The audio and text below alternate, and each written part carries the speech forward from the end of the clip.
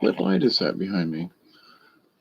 Good morning, afternoon, good evening, wherever you may be. I am your humble host, Mr. David Null, also known as Hawkeye Two Feathers. And I greet you always, and I mean it. I greet you always with the love and the honor and the respect of the infinite creator. I continue to pray that each and every day, that each and every one of you will continue to learn how to accept and receive the knowledge, the healing, the wisdom from the universe, and to reject the chaos and negativity that may come your way. And so, with that said, that is the reason, sort of, for this video is that as I continue to see things out there, I mean, listen in chat rooms and just watching. A lot of people are still emotionally involved with a lot of stuff. And, I hear people talk about uh, um, how they meditate and how they do this and how they do it. And okay, if you truly are, this ain't a question as to whether or not you are. But it is a question, though, and just actually more of a statement, in that if a shaman or a medicine person or someone were to, hey, Doug, and hey, Dark, how are you both? If a medicine person were to walk up to you and ask you, do you know how to be still?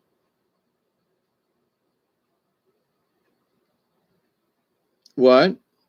It's a simple question. But do you know how to be still? Well, what do you mean? That people are going to have all their little different. Well, do you mean still, like in meditation, or are you going to be able to just answer the question by saying yes, without question? Can you be still? So in that, the next other thing, hey, Susie Q, Delaney, all y'all coming in, glowy. Chloe, you're glowing tonight. Chloe, glowing, Chloe, glow, never mind. I, but so in this understanding of the universe of things, there are too many things that I have learned over the years that I've just sort of taken for granted, okay? Because I learned them, and I'm just living it. I'm just doing it.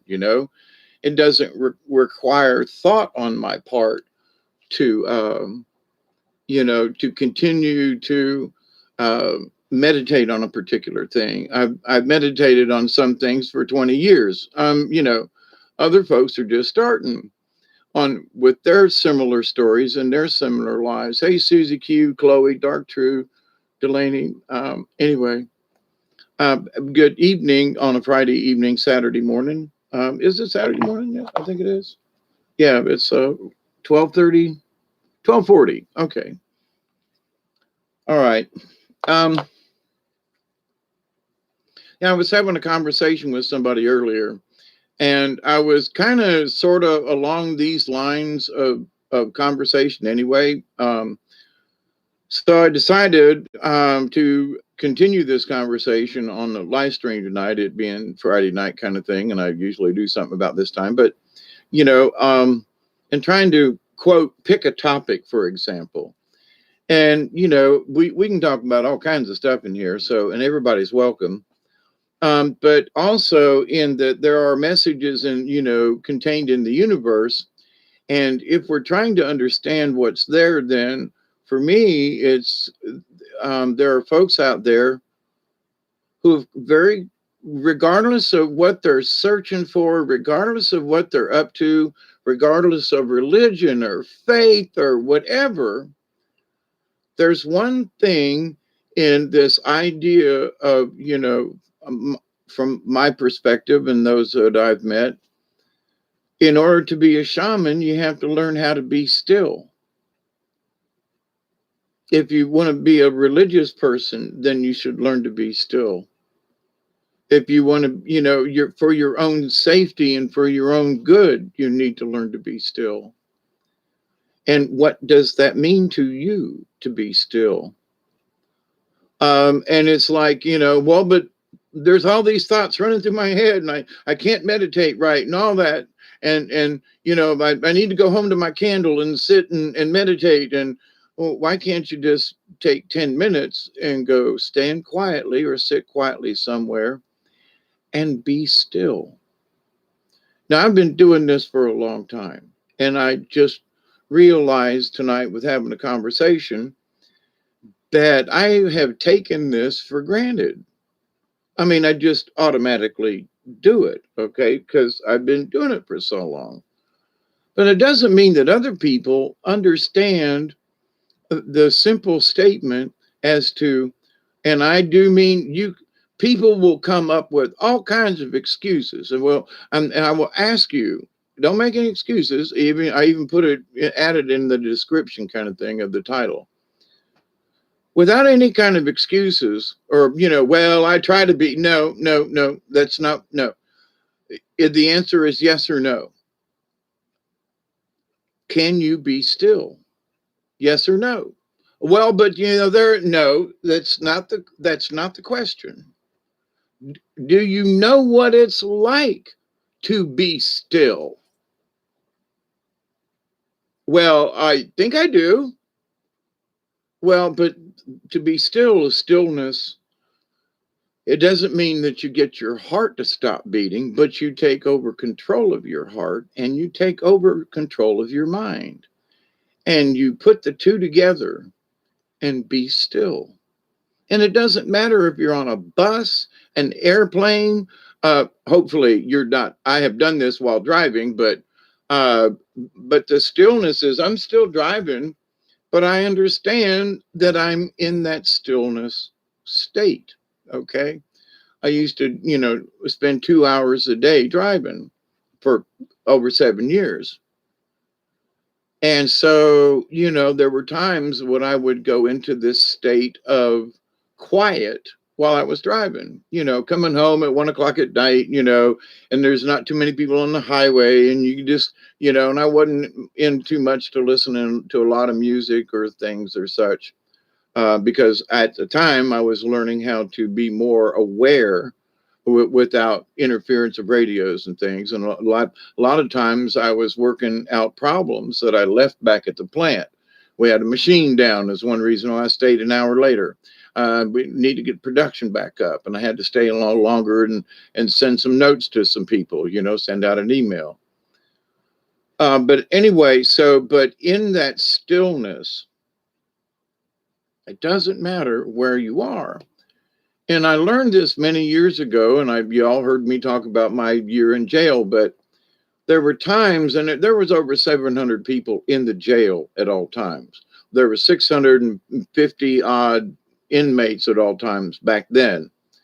And, 25, 30, 40 guards, depending on the day, time. But to the point, there was always people there, no matter, even when they were sleeping, the kitchen crew was on. In the middle of the night when I first worked at the jail as a trustee, I worked a second shift kind of thing in cleaning the kitchen. And sometimes we didn't get done till 1 or 2 o'clock in the morning. So, but there was always something going on in the jail. There was always a noise. And with concrete and steel, it reverberates all over the jail, and certain places more than others. But anyway, so with all of that noise, I was still able to learn how to be still. And so people will tell me, well, this distracted me. And well, what about this? And what about that? Hey, Witch Moon, I've been reading your stuff. And yes, the answer is yes. I've already sent prayers out to your family. I don't know why. It doesn't matter. But I sent them out earlier.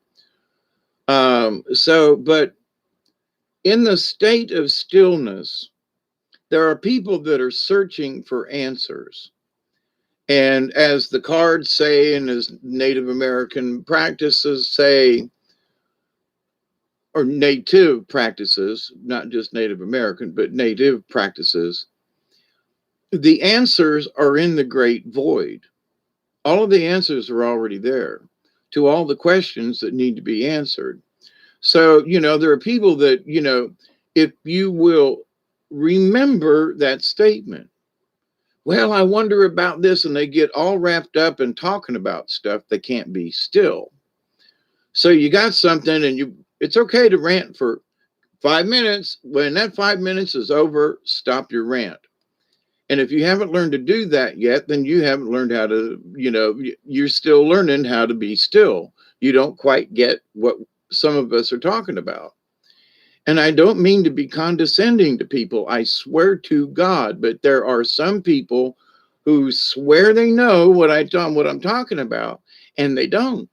They really don't, because they keep jabbering about it. They won't shut up. And the answer is simple. Do you know how to be still? Yes. Can you calm your heart and your mind and just be still? Yes. Well, it doesn't matter about conditions. So if somebody goes into any other explanation than giving you a simple answer of yes, then they haven't figured it out yet. That's it.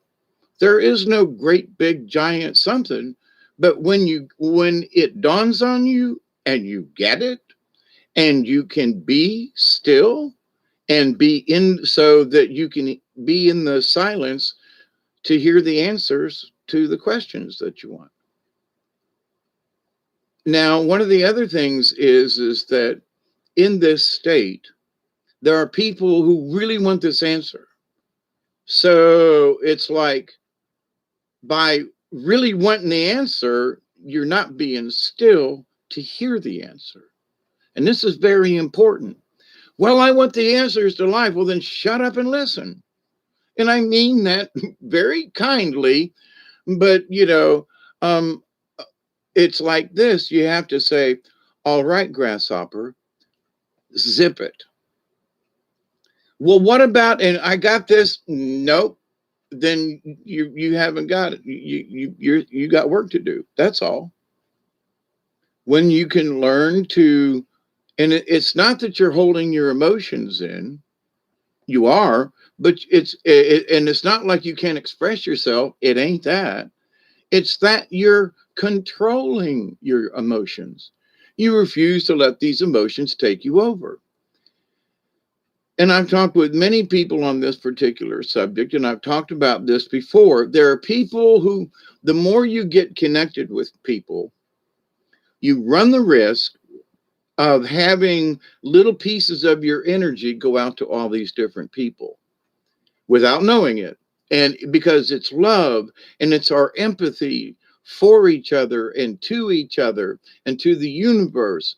But there are little tiny bits of nanobots that, for me, when I get on here with y'all, I'm sharing all my little nanobots up here with the, with the video and in the chat. And hey, Lady Court, how are you?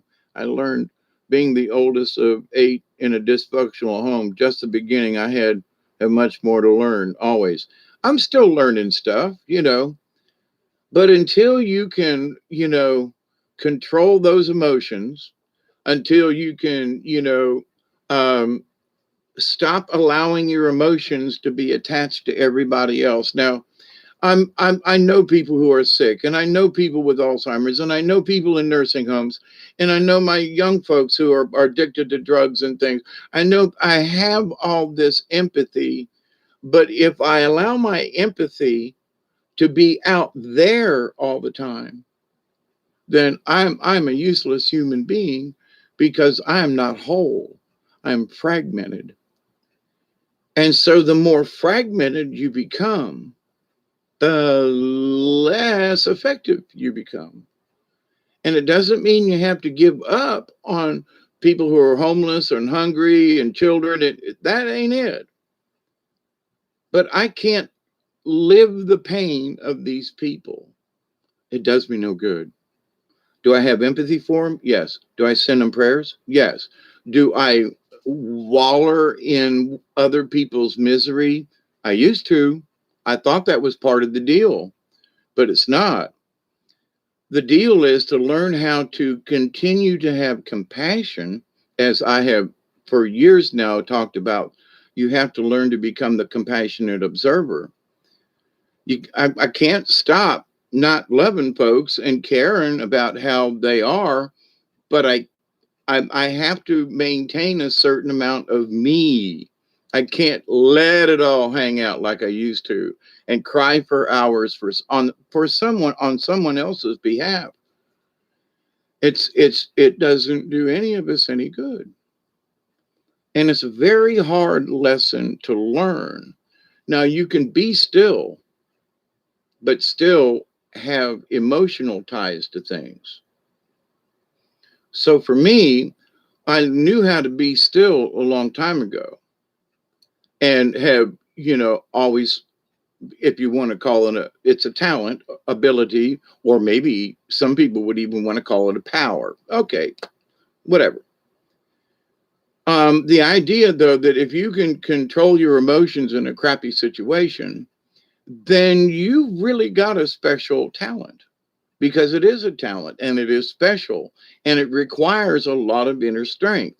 But if you're fragmented all the time, then how can you be strong for those moments when it's really important for you and maybe some other people, or, so this idea of spreading ourselves too thin cosmically is a real thing, okay? But it doesn't mean that we stop caring, but there is this really fine edge. And sometimes we cross it this way, and sometimes we don't care enough. I know there are times when I send prayers out for folk, and I have reflected on this a numerous times over the years. Is that 2 minutes of prayer, should I be like spending an hour on prayer? Should I be like boohooing and lighting candles and incense? And is it, or is 3 to 5 minutes of silence and being still just as effective? And the answer has come back over the years. There's so many people. There's so many people that need, help and prayers and stuff. Now, I have spent hours on one particular person or group or something.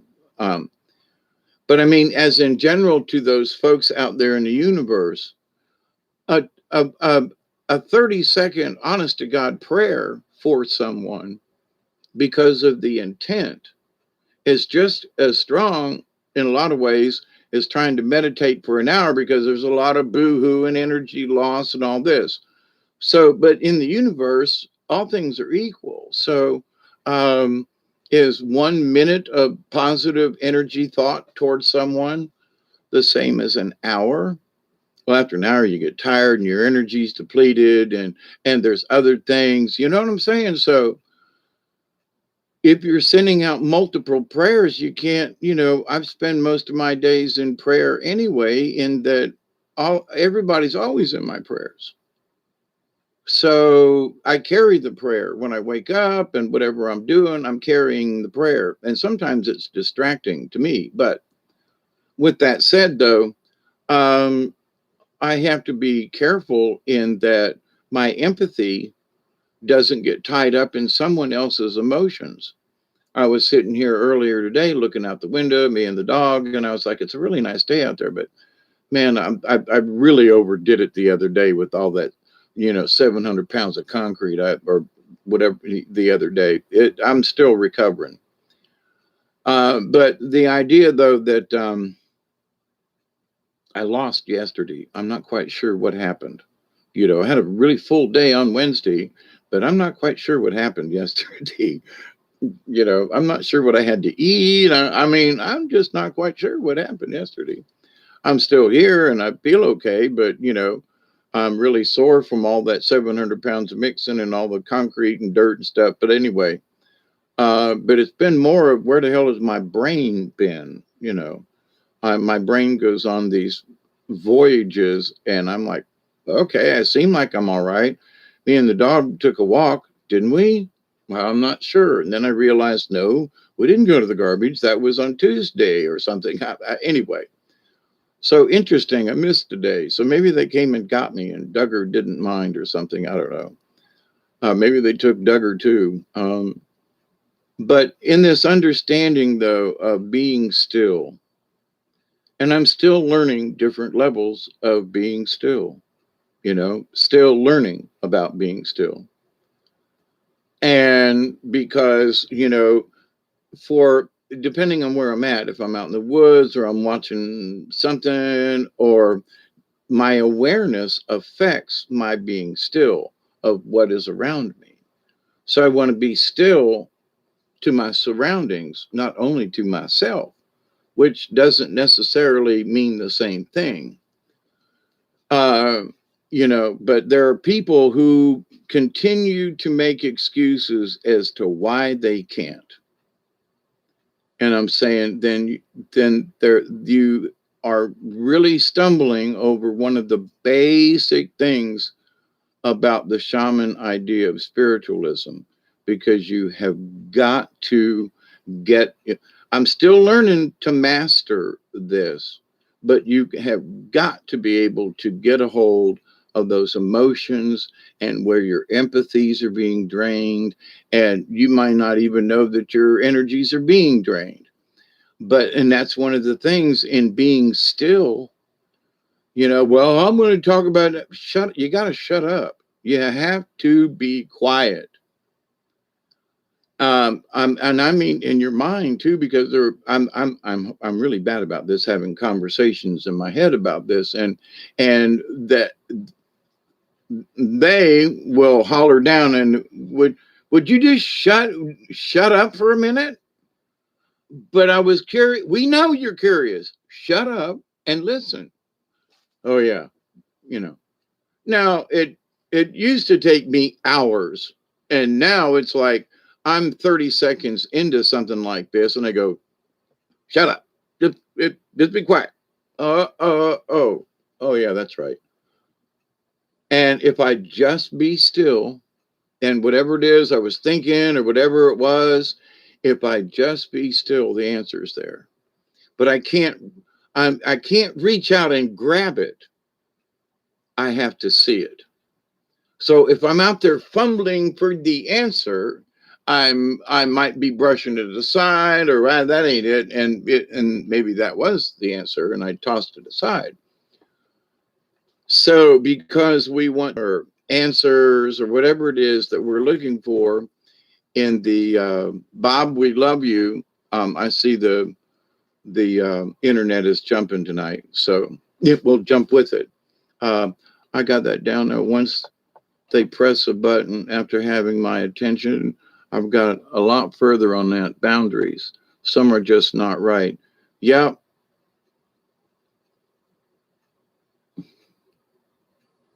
Yeah, me too, Chloe. And it seems like there are certain people that I have little mini conversations with, or maybe it's just somebody's thinking about me, or whatever it is, but they're like little mini, conversations.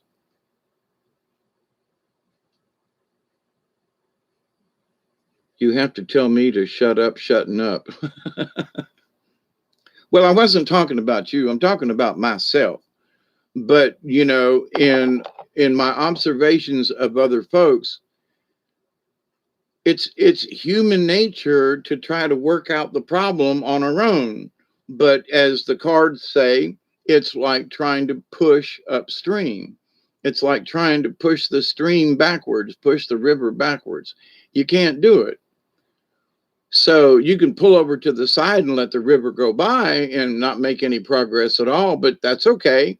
And normally, if you pull over to the bank in a situation like that and sit still, if I'm on the river, I'm going to look where I'm going and look at my options. Well, there's a tree up there. Well, there's a something, or whatever it is.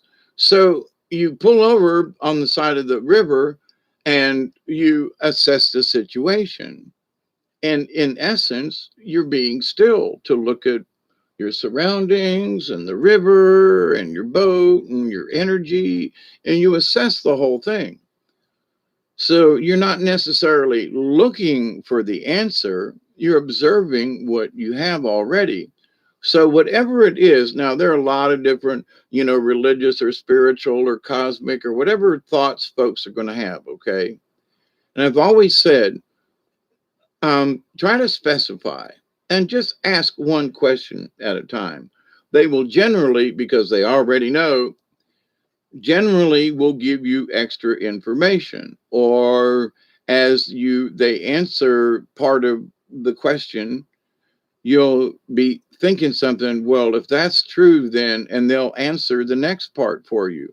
But if you try to look for the answer or push the answer or expect an answer, you're not being still. It's just part of the prerequisites. I didn't make up the rule. Okay. It's just sort of a cosmic rule of this. So, but I have met people who call themselves shamans, and they can't be still because they won't shut up. I mean, I know I get on here and talk for 8.5 hours, but I take breaks. I look and listen. Elena, is that right? Wait, hang on. Sandra, how are you? Elena, the fam. I got answers. I find answers when I'm still. It's easier when the mind is quiet. Yep. And so, and to that too, I agree with you. But also, in the title of this, I said the heart and mind. Now, why do I say the heart in this? Because if it's, we got to shut our head off. But for people, and I was very guilty of this for a long time, I was so empathetic towards others, it was fracturing my own soul because a part of me was over here worried about this person. Now, I still think about them, I still send prayers out, but I was allowing too much of me to go out to these other places. I willingly did it, but I didn't understand what it was doing to me as a person, because I was always fractured with these other people. And many of my dear friends, I've missed several of them. All they could do is get on the phone and go, "But did you hear about this person? Oh my God, and this person over here." And I'm like, so why? So what? Well, it just upsets me. Why? It's their lives. It's what they're doing. It's their whatever. Why are you upset? And then, they're trying to get me upset because they're upset because of what somebody else that ain't even related to them, kind of thing. Well, did you hear that Jill said this the other day? And oh my God, she did this and that and blah, blah, blah. Why do you care? Why is your energy going out to this? Well, it really upsets me. Well, I could understand the situation. And, after talking about it, say, well, that's pretty crummy. Next. And then, but they still want to talk about the same thing. And oh my God, and how bad it is. And it's like, so, you need to stop and be still. Oh, well, I can't, because their energies are fractured over all these different areas. Oh, it's the Palestinians. Now, I've been praying for them folk for a long time. I think that, never mind. I won't go into that. But Israel should have never had Israel. That's my point of view.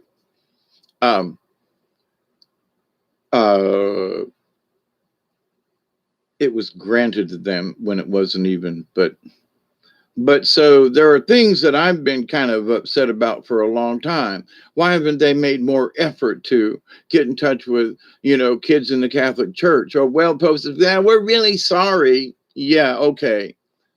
Really? Well, we're really sorry. There's some bad people in the church, and that's it. Pope's really sad about all that stuff. Oh, okay.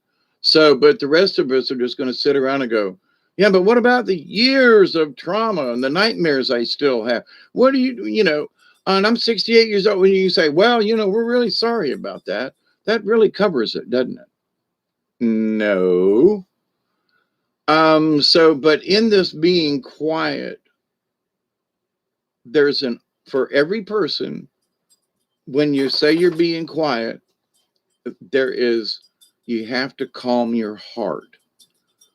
So you learn to take in a breath, you calm the heart down, which will calm the mind down. So the two are connected. So if you want to be still, then get your heart rate down to just a normal beat. And you can do that simply by controlling it, simply by being aware of maybe my heart's beating a little too fast. Let me take a slow breath. And you can be standing in line at the store. You know, it's the awareness of what you're doing, regardless of where you are, that you have control of these things. And when you take control of these things, you go, well, this person's really pissing me off. Well, then stop being pissed off. Quit accepting the negative. Don't do it. Don't accept it. Well, there be a negative over there. Okay, so you be positive over here. Well, and don't radiate and don't sponge up the negative. Try to figure a way out, and every situation is going to be different. And sometimes you just have to smile and be kind to the people around you, to where you may not be able to otherwise bring a positive into it, to the person that's being the negative. You can be positive to the folks around so that they don't absorb the negative. You know what I mean? Well, that lady over there, you know, maybe she needs some prayer. It sounds like she's having a real bad day. She's cussing and screaming, and other people are like, instead of like, whoa, that woman over there. So how you say something and how you intervene with other people in the situation can direct them away from negative energy.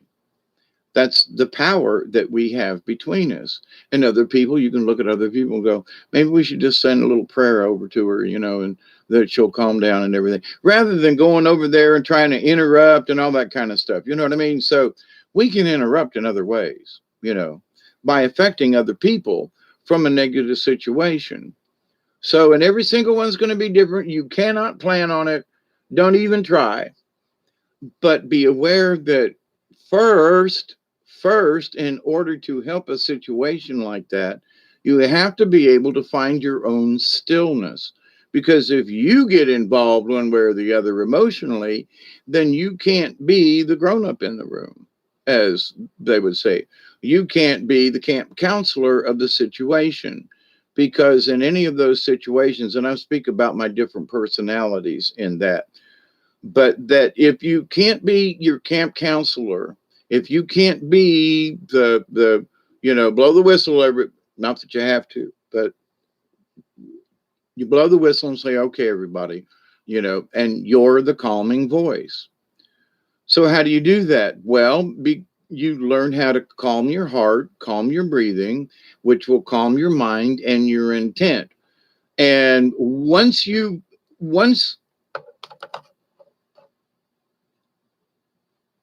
there is a point where once people will understand, oh my God, this is really effective.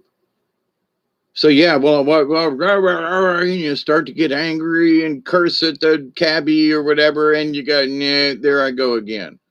So you have to be strict with yourself and go, well, this is one of them. I'm slipping. I need to take a deep breath, and I need to find my still. Doesn't mean you got to go into some kind of meditation, but you come back to center. You center yourself and go, calm down, everything's all right. And when you do that, then you can the chaos is still going on around you, but you're not part of the chaos now, because you've just taken control of self. So you can deal with the chaos, okay? So there are times when, things can get so chaotic, and I can just sit there and watch the show and go, man, I am so glad I'm not involved in that shit I'm watching out there in America and places. I am so glad I'm not in that shit. Holy mackerel. And I used to be tied into some of these things, and it used to emotionally charge me and trigger me and stuff. But, go back through some of my videos and you will see I have changed over the years, and I'm still changing.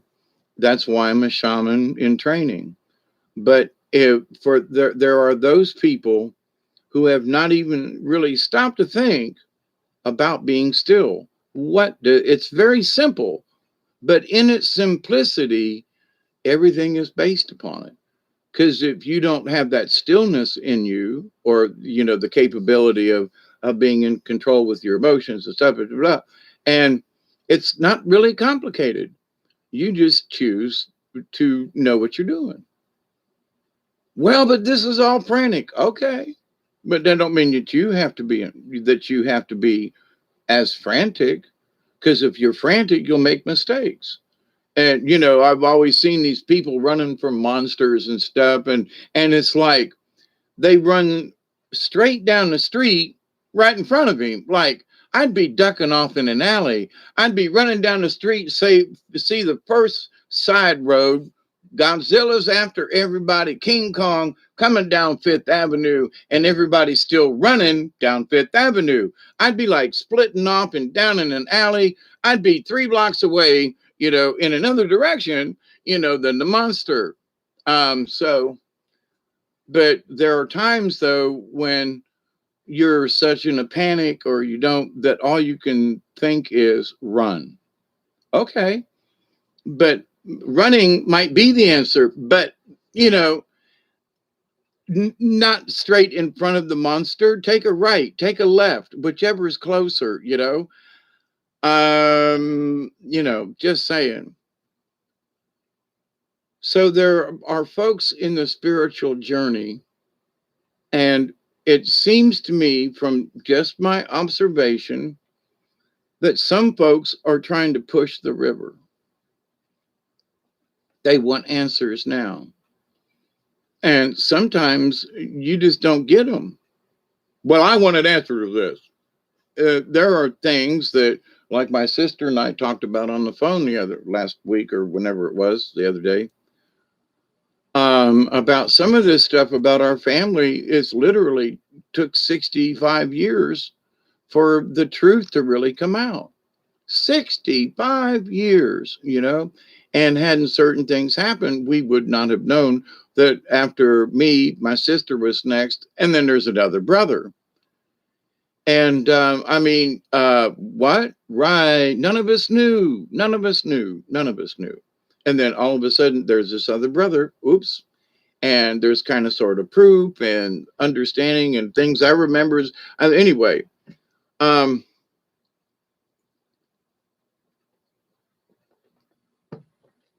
there's timing, there's birth certificates and all that kind of stuff. But anyway. So how do we accept the unexpected? If you can find your still, you being still, and you can go out and it's not like that you have to think about it all the time. You just know that you can do it when it's necessary.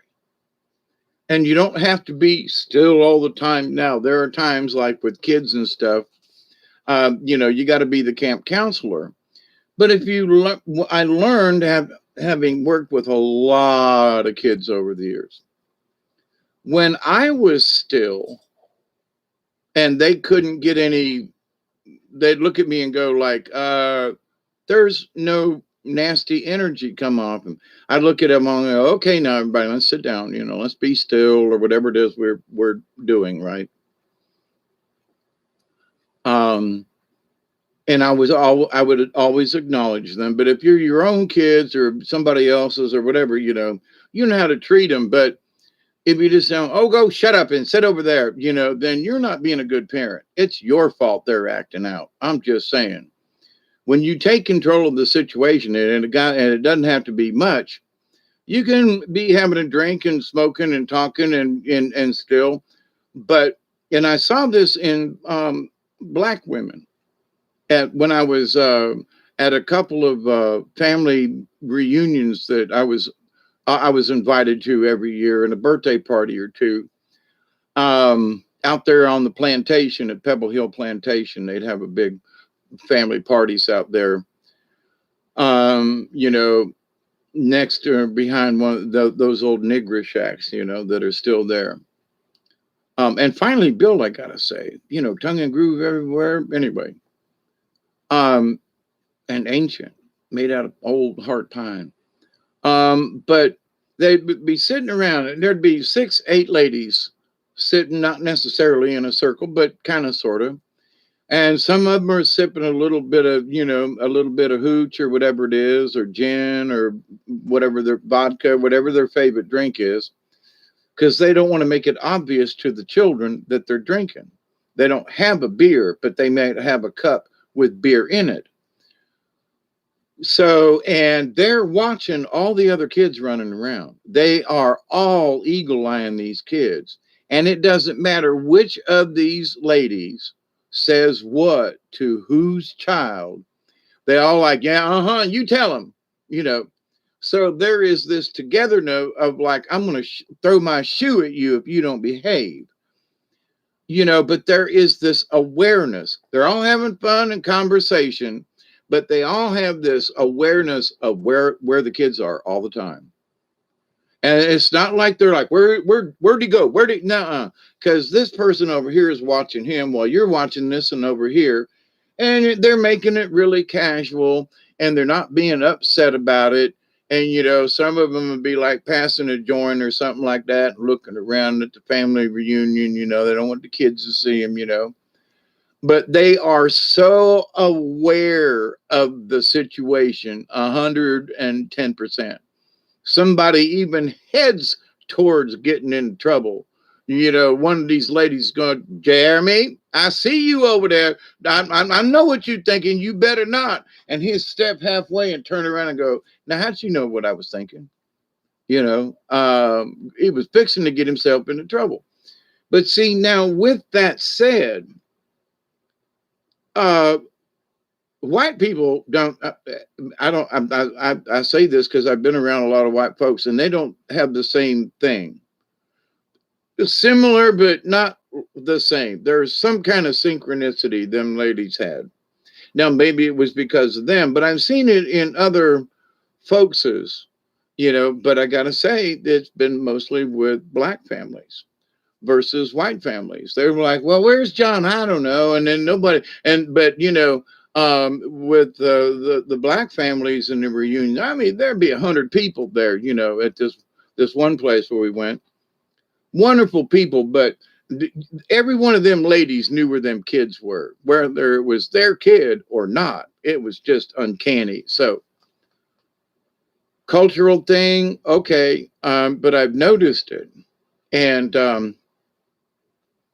where little Johnny will get lost in at a barbecue with some other folks, because they just don't have that they don't have that thing going on about them,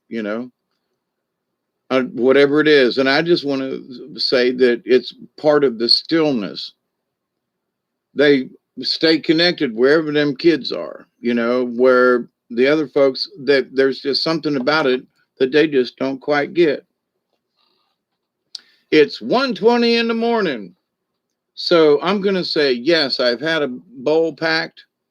Hey, Isby.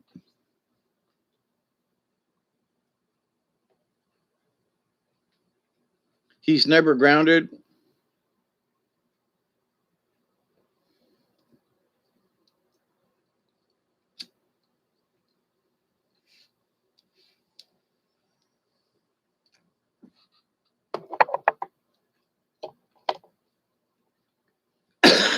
Hey, David Castle. I don't, Michelle.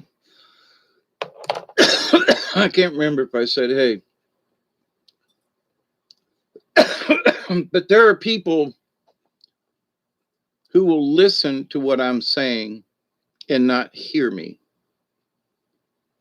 And that's okay.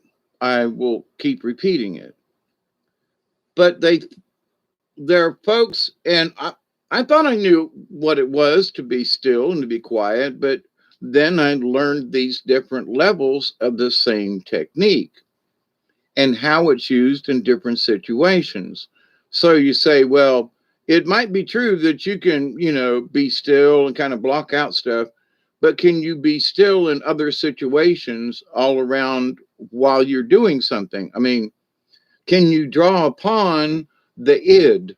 Can you draw upon the self? Can you draw upon that stillness in a heavy duty situation? We don't know.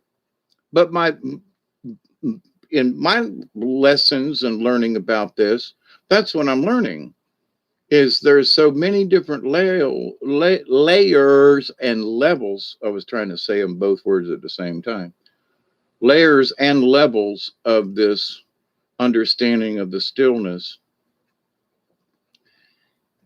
that then another situation will show up and you'll go, oh, well, I've encountered a similar situation, but this is different people, different time. I'm older now and supposedly wiser.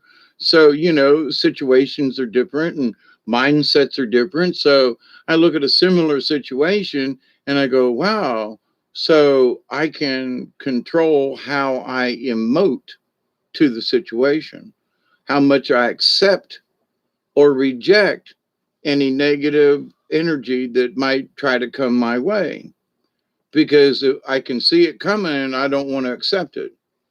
So I will meet it with a positive. I will meet it with a prayer. I will meet it some other way, but rather than like, oh my God, there comes negative, that sometimes you have to just do that. But learning to be still, learning the stillness and the different levels. And like I said earlier on, an hour ago, kind of thing, I'm taking another hit, y'all. It's 4:22, 3, something like that. Yeah, I know, SB, and I haven't used you. You admitted in the chat room, but I haven't used you as the example. But I did say I was on the phone. So, but this same topic though has been important for a while, and I just kind of was on a roll. But anyway.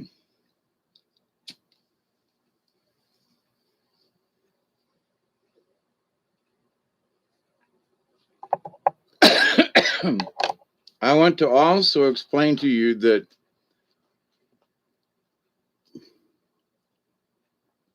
if you're searching for the stillness outside of yourself, then you're way off balance. So it's not that you shouldn't talk to other people about finding that within you, but if you continue to seek other people out to find it, you're not listening to yourself. You're avoiding being still. Well, I talked to this person over here and me and such. Okay, but you know what I'm hearing? You're not listening to yourself. You have to shut up.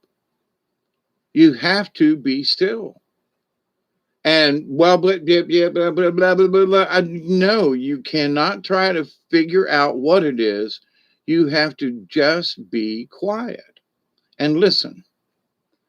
And so for me, I'm in my hermit stage of life.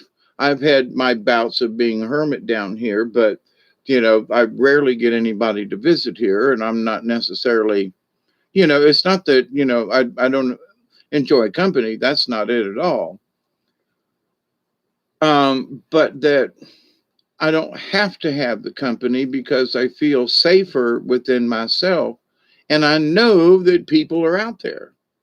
I know if I really needed to do something and get in my truck, I would put forth the effort and me and Duggar would go riding up the driveway and if that's what it was meant, that was meant. And I really go to the river and to me that's meant.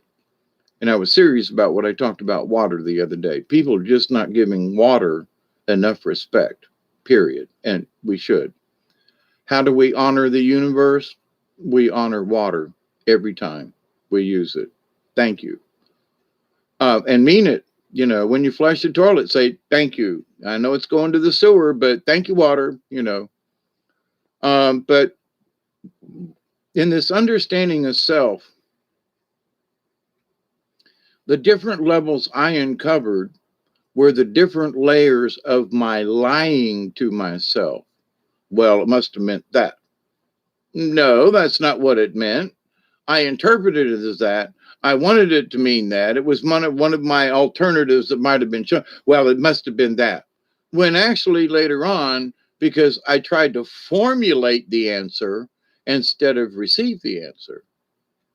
Now, sometimes you have to run. There are some times when I'm just being silent There'll be certain things that'll like get showed to me on my little data screen out here in front, in my mind's eye, if you will. And I see this stuff, and so it's sort of like moving puzzle pieces around and go, well, that's interesting, and I can see that, and there's that over there. But then I used to try to pick one. And what it is my brain with different scenarios, I'm allowing it to just kind of work on its own without trying to pick one. I'm just letting them, float out there in space. And well, that's interesting. That's one theory. That's a nice idea. And all this can take like 10 seconds. Okay. Sometimes depends on how complicated. But if we try to say, well, that is the answer. If it doesn't, if you're trying to convince yourself it's the answer, you're probably wrong. I have fooled myself, and other people have as well. Fool yourself into believing that you heard the right answer when you tried to rush that. You got part of it right, but then you tried to rush it. Well, it must be this, that, because I saw this much. You didn't, you have to be still a little longer. And because we try to rush the answer, or we want that information now. Well, here's the thing. If you would just be still, you might already have the answer. Because you can listen without hearing it. And if you don't hear it, then you weren't listening.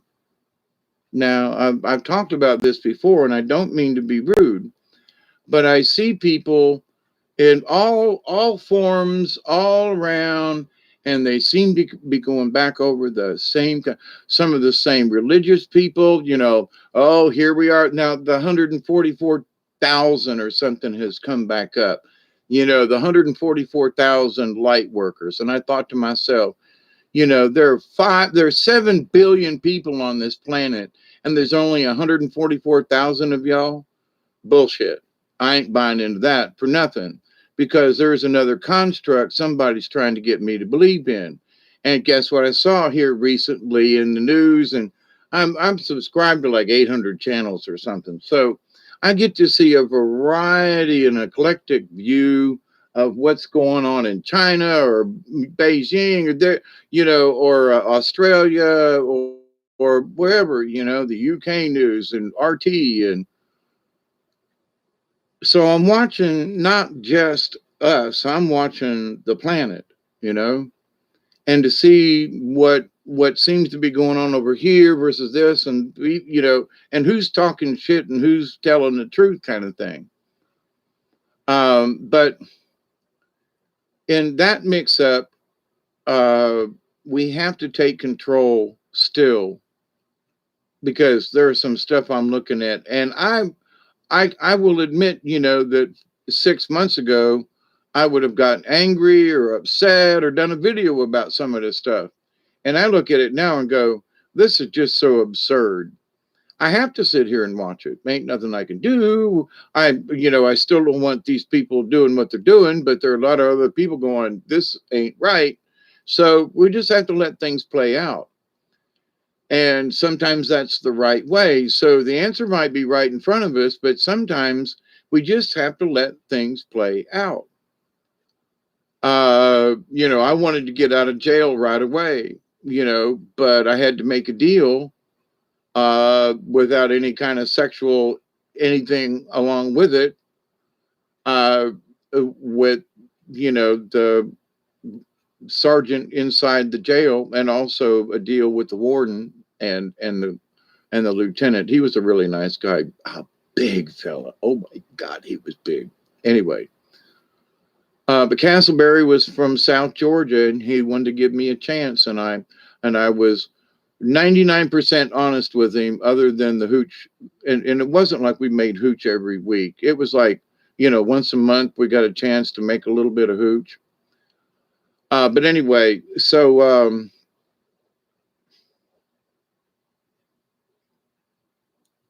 I earned what I did because I was honest to myself, and I was honest to those people that I worked with. And they knew I was, because I didn't have to lie. Now, like I said, once a month we had to lie a little bit about some hooch, but most of the time we were all, I was honest with the Sarge. And instead of spending, 5 years in the state pen, I served 1 year in county and 4 years probation. So, but in that time, I learned about the stillness because he was like, you got to be patient with this, son. I'm thinking about what Castleberry would sit there and talk. And he goes, son, you gotta be patient with this. He said, I've talked to the judge and me and the warden have talked about it and he's agreed to this. And you've been a model, uh, uh, prisoner up to this time.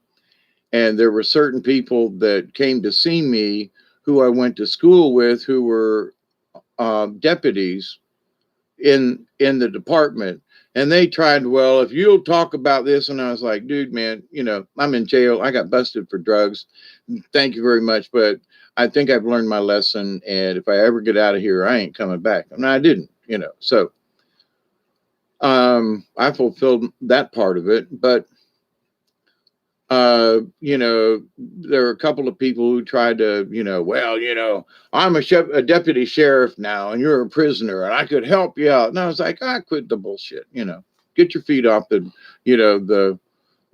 warden's desk. I make him sandwiches, special sandwiches.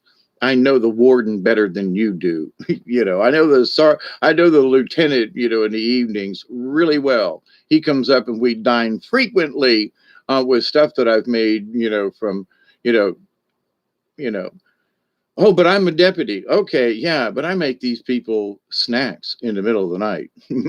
There's a difference, But anyway, so with that said, hey, Maxine, how are you? Uh,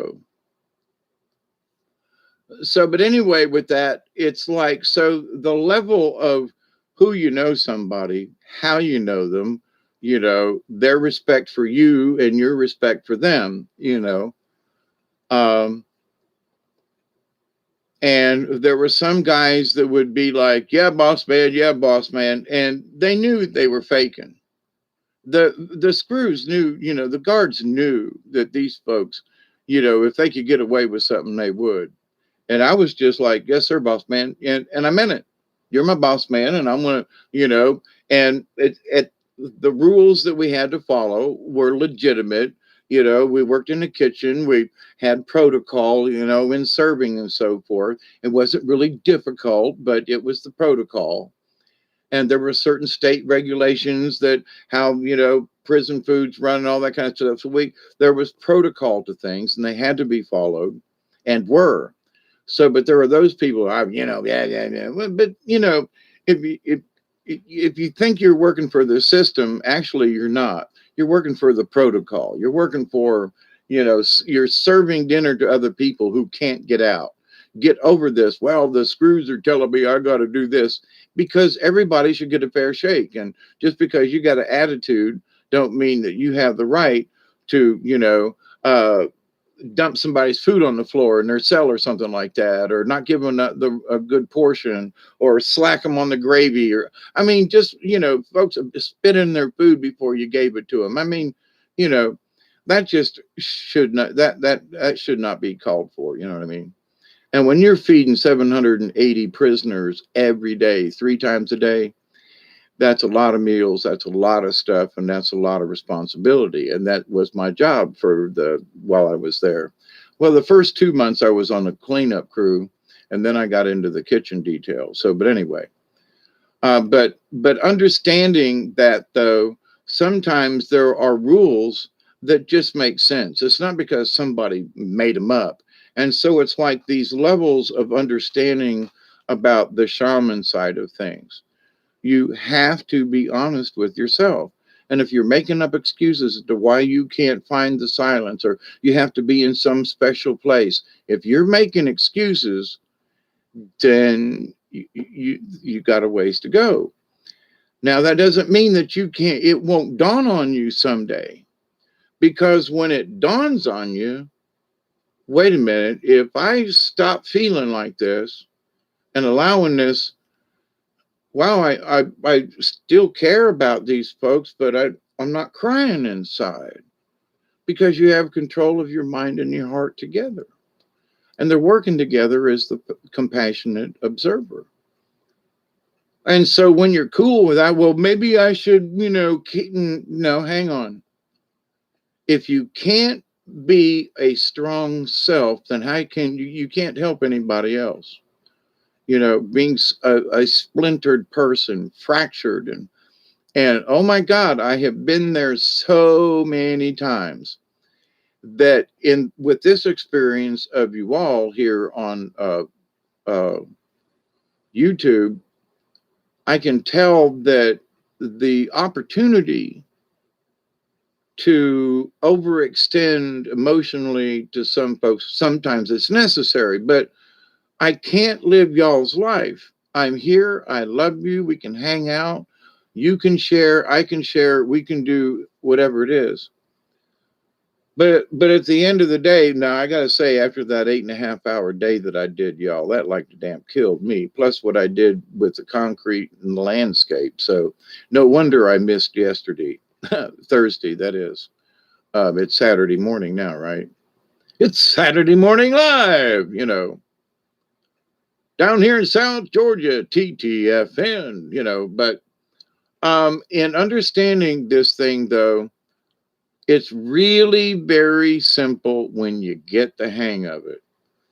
As soon as you start to feel yourself become over emotional or repeating something, and you have to be honest, you gotta stop it. Can't nobody else help you stop it. You got to do it.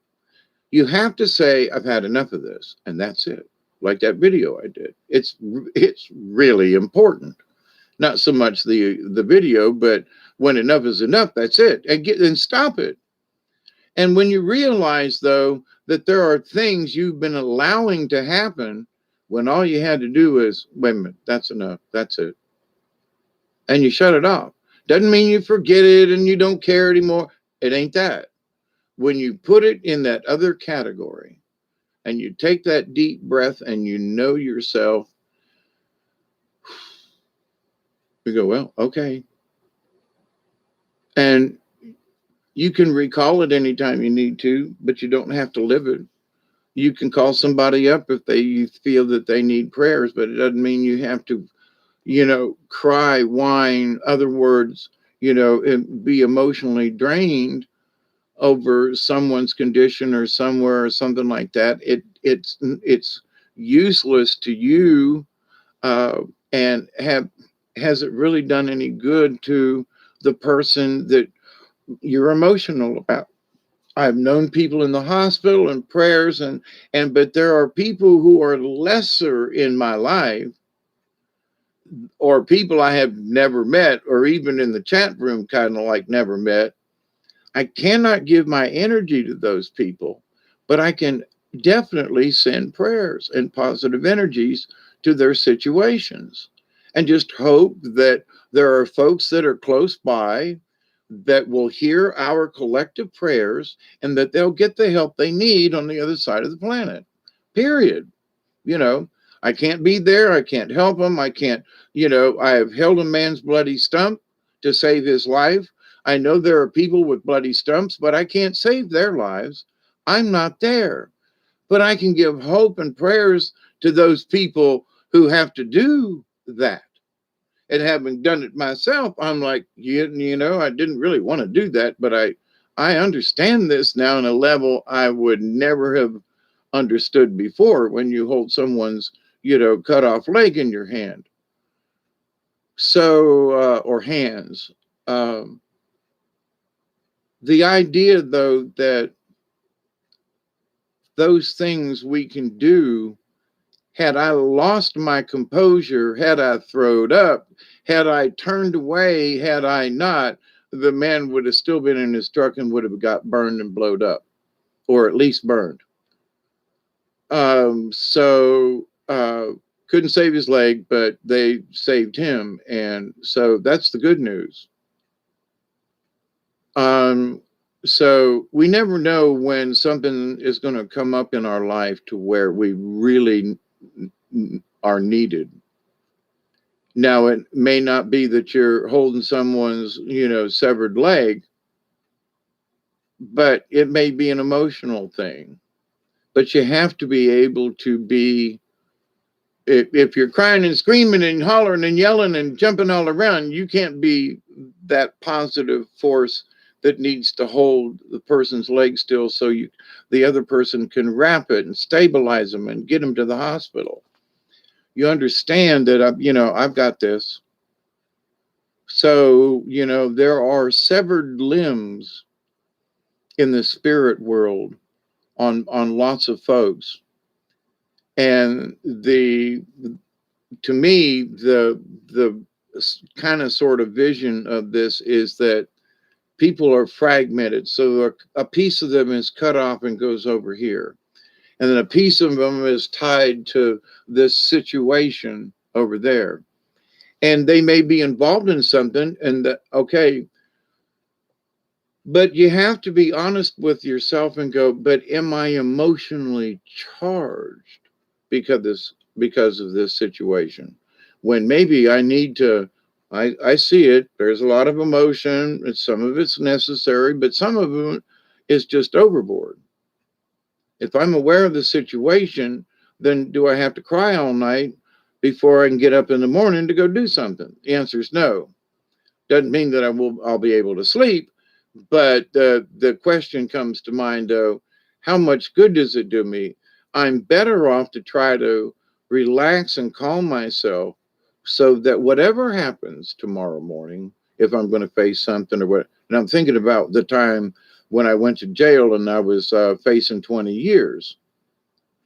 Because the judge says, I sentence you on these 4 counts, 5 years each to 20 years in jail. And hit the gavel on the thing. And I looked at my attorney and I was like, I thought we had a deal.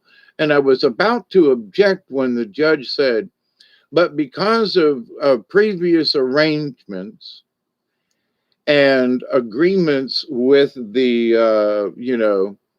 your sentence is commuted to 1 year in the Hillsborough County Jail and 4 years probation.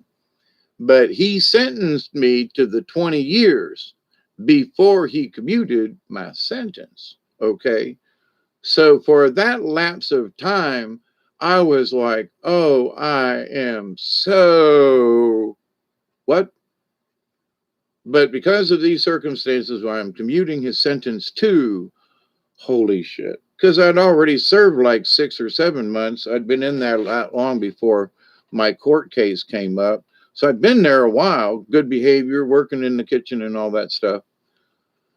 And had already sort of made, if friends is what you can say that you make there. But while I was there, I was honest. We had good conversations, But anyway, so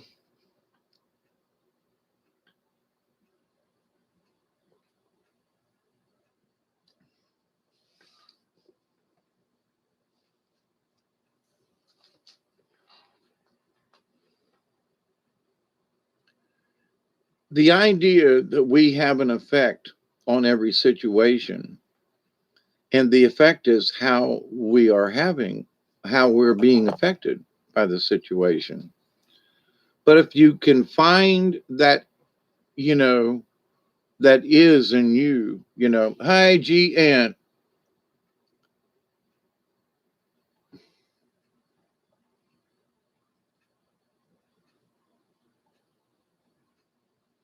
Oh, Betty Adams, you're here too. Okay, hi, everybody. I've been looking at I've been told extremely calm in emergency. It cost me PTSD, but I think it was for a good reason. I had to face myself, everything. No scripts for 4 years. It takes work. Still at it. Lady Court, it's been about 4 years since I've had any scripts like that too. Maybe 5 now, but to the point that as much as other people think that there's a shortcut, there isn't one. Now you can You can take years to face things and to be honest with yourself, or you can learn to sit down. And I mean this with honesty and love. You can sit down, learn how to shut up, and just hear the universe. Because there's so many times that I'm like, I just don't know, and I'm man, and I want to run this scenario through my head. God Almighty, if this is going to be like, and they tell me, shush. We already know the question. We already know the emotions. Be still. Okay. I mean, for every time something comes around that's that, I mean, really that important, that you have to consciously stop and take a deep breath. But for the many years that I've been doing this, I just accept it, where other people have not. So I'm not pulling rank on you, on folks. I'm not, but I'm here to tell you, if you're still struggling with finding out how to be still and to accept in certain things, um, the hardest part is being aware of it. When you feel yourself starting to talk about something, or to talk about the same thing that you said in three or four other chats, stop it. I am so guilty of this. And I stopped it. And I went, you know what? Wow.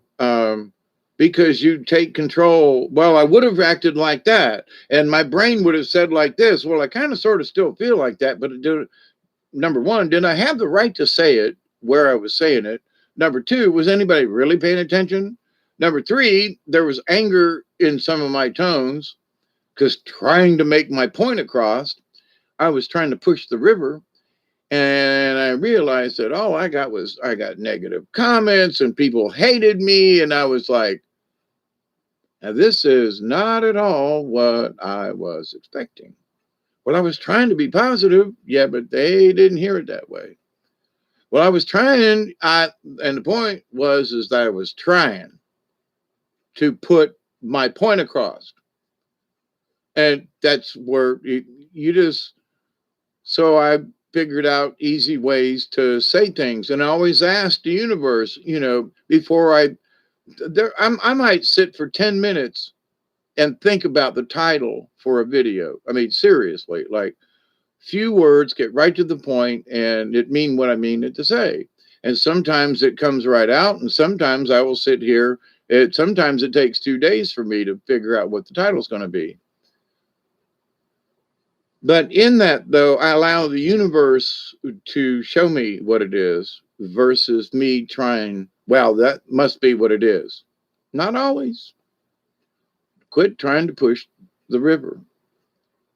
So, and there are levels of honesty, and Lady Court, if you've had PTSD, or you do have it or whatever, I suffer from that, but I don't, because I've recognized it and said, but I get where you're at with that. Um, I mourn for my brother who has no legs, and you can't, you can't do that. That is so negative. Okay, that could be have labeled me.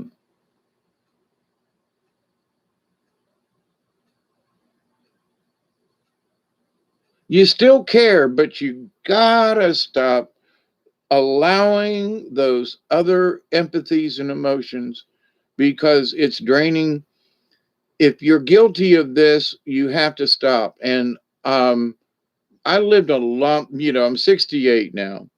And there a lot of years I spent pining for others and literally shooting the juice out, and it got me nowhere but sick. You can't do it. You know, I am more effect. I have more effect by having these little sit down chit chats with y'all, and in more ways and in more people than I ever expected to. sit down and reach and have a chat with, would take the time or find it even necessary to have a chat about this. But I'm interested in people finding their spiritual paths.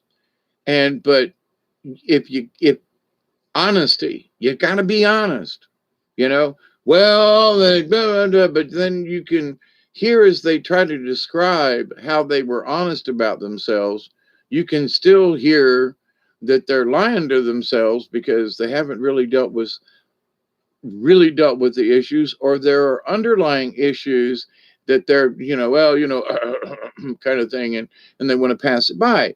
Now, that ain't honesty. Now, here's the thing, though, with the honesty part. If you're being over emotional, it's your fault. Well, somebody made me. Oh, no, hell, they didn't. Well, but such and such and their energy. Okay, that's their energy. Are you going to accept it? Or are you going to say, nah, sorry? You can send it my direction, but I don't accept it. Now, there are people who think of this in terms of armor and stuff, but in that these last 3 or 4 years, I'm understanding that I see the pictures in my head, the armor and holding it back, but because I stay firmly with my core value and don't waver from that. I have the odd little, teetering back and forth, but nothing to like knock me down, and I'm smothering like it used to be for me. So I look at those situations and I go, but here's the thing. So regardless of what it is, we have to be honest about it. Well, I didn't get that done the other day. Well, probably because I was being a little lazy and me and the dog just stared out the window for a good bit of the day. Well, I didn't get done what I did the other day, and bitch, bitch, bitch, bitch. And it's my fault. Okay. At, at least for bitching about it. I mean, and why do I need to bring it up? You know what I mean? So there are things that we create within ourselves that if we were honest with ourselves, we wouldn't create them. As soon as we hear certain things, well, this blah blah blah, and these people have this effect on me, and these people, and if you're talking about that for more than 5 minutes at any point in your day, you're talking about it too much, you're obsessed with it, because I was. You have to stop, because you go, well, yeah, it's there.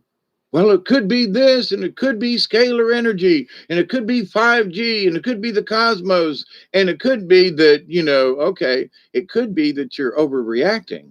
What? It could be these things are affecting you, but the long and the short of it is that if you have the control of it, if you find the stillness and really understand it, then maybe somewhere in there's a lie, and you just don't want to see it. You've accepted something or are afraid to admit to yourself, but you've got to be honest. So, and the thing is, though, in understanding this really important step into be a shaman, um, any religious type, okay, you've got to be able to learn how to be still. But honesty is tied to it. Now, I know some people who are still in their hearts, and I can't say they want evil mofo, but, they don't think the same way I do, but they seem really comfortable in their setting. Now, but are they being honest with themselves, or are they putting on a face for everybody? Well, I'm comfortable with this. Are you really? Well, you say you are. Okay. And you say you've got it, you understand the stillness. But then, there are words and phrases and things that you use that suggest to me that you really, really don't understand what a lot of us other folk are experiencing. And I can see where 10 years ago there were brief periods where I got this. But as I've told many of you, well, I've told this channel many times, that there was a time when I didn't believe 100.1%. I believed a lot of it. I was right up in there, but I didn't really believe it in my heart. And when I took that giant leap of, a 0.2% in belief, I crossed that 100% level, which meant I really believed it, fully believed it.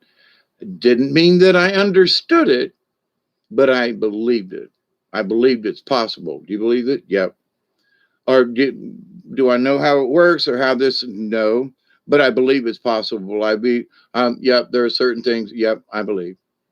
I mean, really. Well, no, I'm not going to hesitate anymore. It's like, uh, it was the one day I, saw several different. When I saw one UFO shoot another one out of the sky, I was like, that's it. I know the war's on. I know it's up there because I literally witnessed it myself. So I was like, and from that point on, I was like, I don't care what anybody says about anything.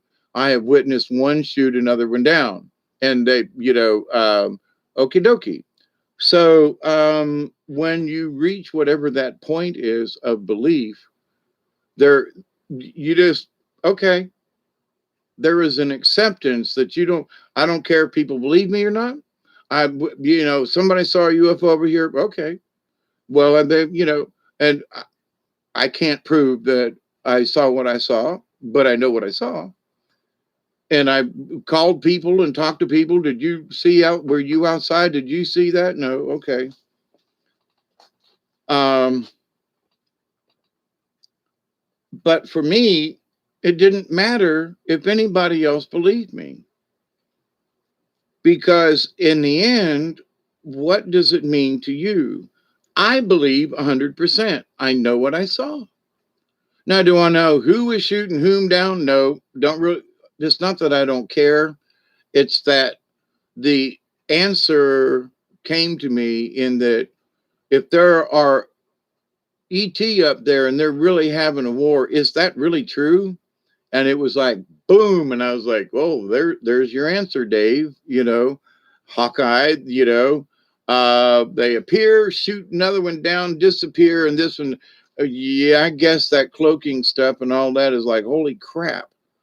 They really do have to uncloak to shoot, and that's what I'm saying. But my point to that is, when you understand it 100%, so when you are honest with yourself 100%, it will feel the same way. Because there are certain things that I might go, well, I feel pretty certain, but I did experience this and this and this and this. And of these things that I experienced, I'm sorry, you're not going to change my mind. I'm going to my next life with this information. Now, whether or not I'm going to remember it or not, that's another story. But no, you're not changing my mind. I witnessed it. I saw it. I experienced it.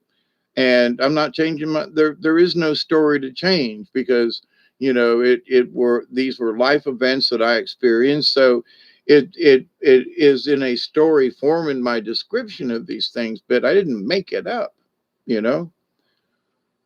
So, the legends of Hawkeye Two Feathers, if you will, for all these discussions and, talking about being drowned and all these other kind of things. These are all true events, but in the end of it, is it a story or is it a truth? I'm a legend in my own right. From the respect that what I'm talking about, people say, well, I don't know, that's what he said, So the words become legend, not just a story. Anyway, so not that I want to become a legend, that ain't it. But sometimes what we don't expect is what we get. And sometimes if we over expect something, this is one of the things they want me to stress tonight, this morning. Please, if you're looking for the answer, don't look so hard that you miss it. You've got to be still. You believe me, Hawkeye? Thank you, Delaney. And and to that though, I'm not trying to convince y'all to believe me, but these are the stories, these are the legends, this is my life, the true life stories. And if I'd wrote a book or made a movie of it or something, but I'm sitting here doing these. This is my legacy. I'm talking with y'all. But the amount of plays I've done, the different types of machines and things that I've worked with, the people that I've worked with, and different plants and things, being on the carnival and the stuff, and just uh, it is what I did, But anyway, but it's interesting that I have this opportunity to be here with y'all. But for the life of me, I had no idea, even though I try to stay aware of things, uh, that certain things that I do or I have become actually have become second nature, like breathing to me. If I feel myself starting to get welled up, channeled up, otherwise something, there there's a little subroutine program running in my personal AI that goes, nah, it's one of them. What? We're going to put a flag on that. So I start into it and I get to go, no, ain't going down that road. That's going right over there in the ash can. And you just put it in there and put it, it's like an email. And you look at it, you look at the title and go, nah, and just, well, what if I read it? Don't read it. Do you really need to spend the time? Well, some kind of ad about, but oh, I was so bad about that, and that I had to read everything. And now I look. There are certain things I just look at the title and go, well, okay, that's interesting. Now I don't mean y'all who email me, but uh, there are emails and and types of spam and stuff, and you go, I can tell by the title, I'm not even going to open the thing. It automatically goes right up in there. So there is that decision with our emotions. Well, I see this coming. No, it's going right in the delete barrel.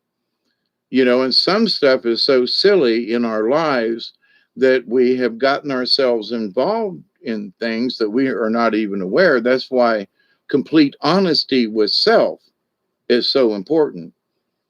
Nobody else can fix it for you. You got to fix it yourself. And you can talk with people, you can discuss it with people, but nobody can fix it but you. That's all there is to it. Whether it's internal work, external work, but if you can't shut up and be still, then that is one of your really basic problems. Because as a shaman, regardless of any kind of mushrooms or peyote or shamans go and sit by a fire a lot of times without doing any kind of drugs. Okay. And it's only those times that are really necessary because as a shaman understands, the older they get, like for myself, these visions can come without any kind of mushroom. But you have to be honest and open and still. You have to be able to be still to allow these things to come to you without forcing them. And so, I'm sure, that people will have experiences with do hallucinogenics and stuff like that. But if you're truly honest with yourself, if you truly find the stillness within you and how you can carry it with you all the time, you will go, oh, holy crap. It will open up a whole new level of everything. And in certain ways, I kind of sort of feel in a way like Superman in that because I have control of these emotions that I didn't have control of before. When I even said, well, I got this, I didn't.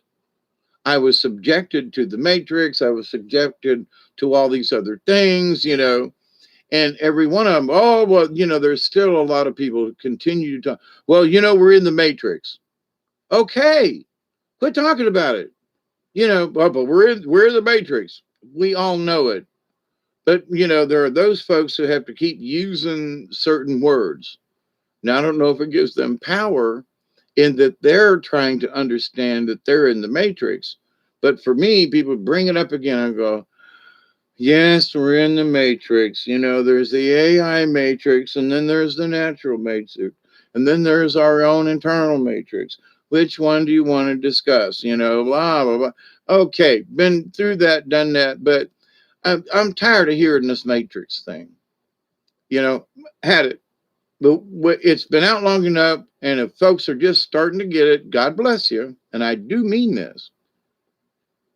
But a lot of us have already kind of been there, done that, and we'll wait on you. But we've already had our own conversations. But forgive me if I don't have the same enthusiasm that you do about this.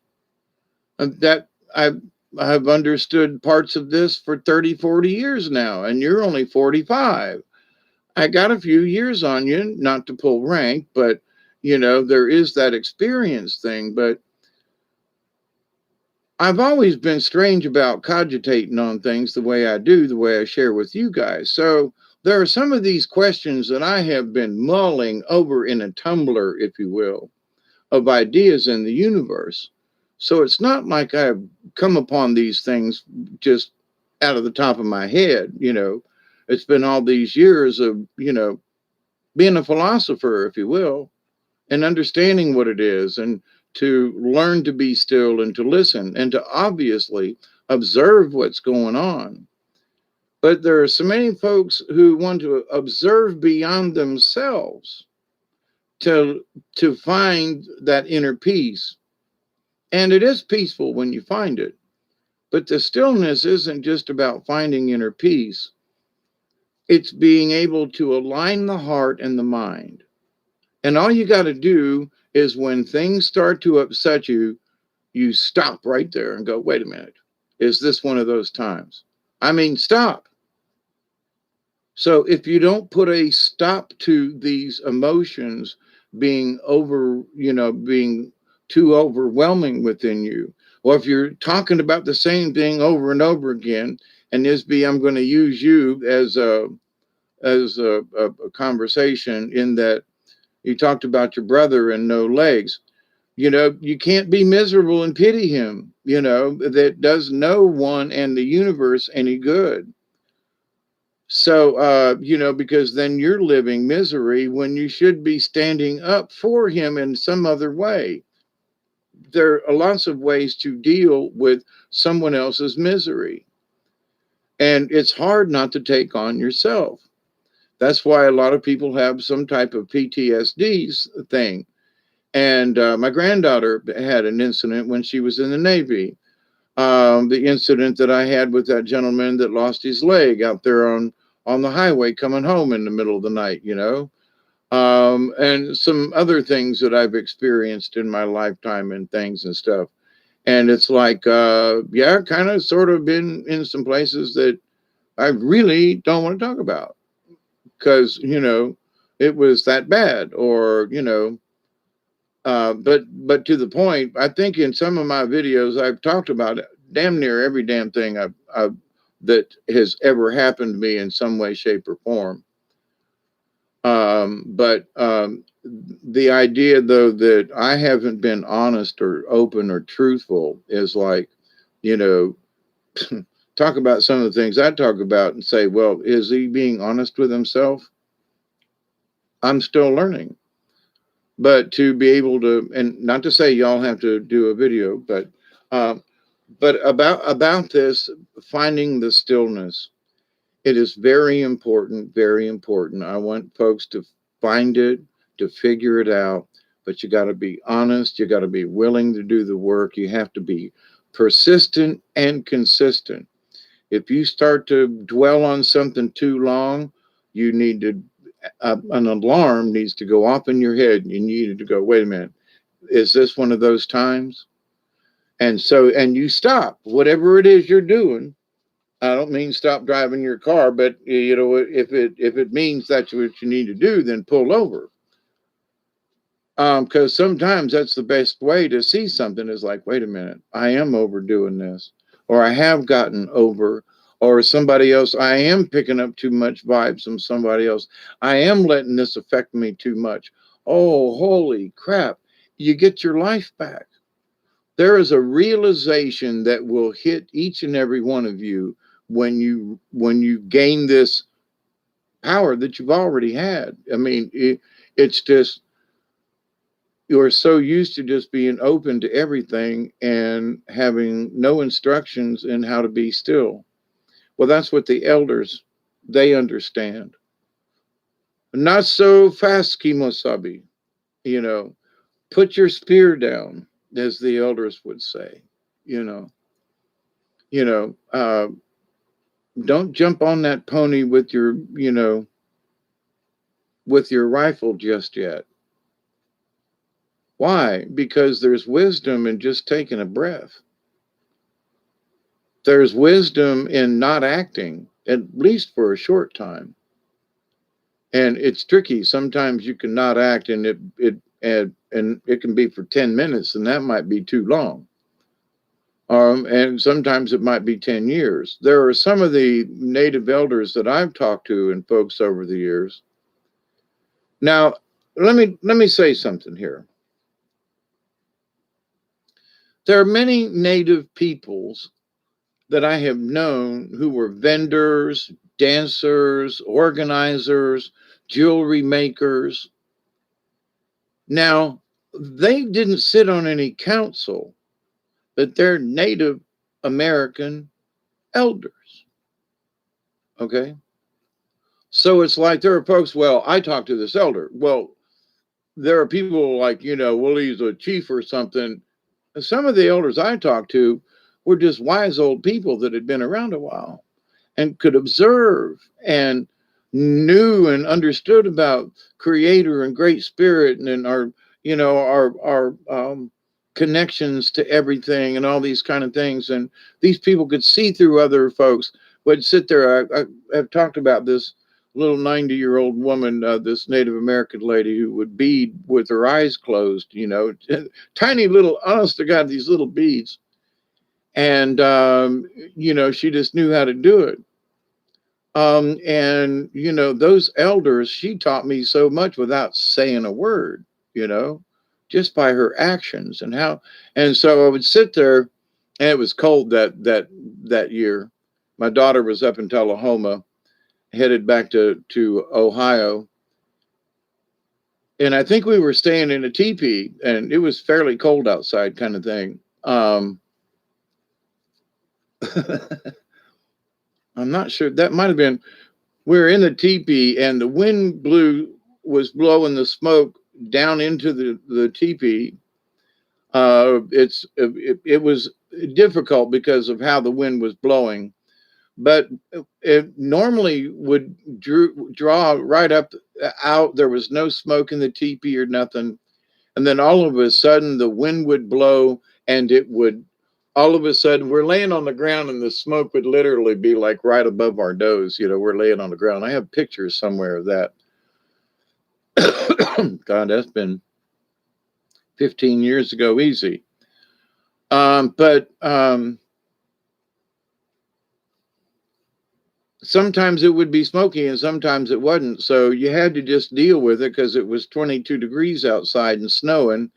And, you know, you weren't going to put the fire out, but you couldn't, you know, the wind was doing what it was doing. And every time I opened up the tent, we lost heat. So it was just easier to put up with the smoke coming really close to the ground those few times it did, and pray that creator would suck it back out of the teepee, which as soon as the wind stopped blowing in a particular direction, it cleared up almost instantly.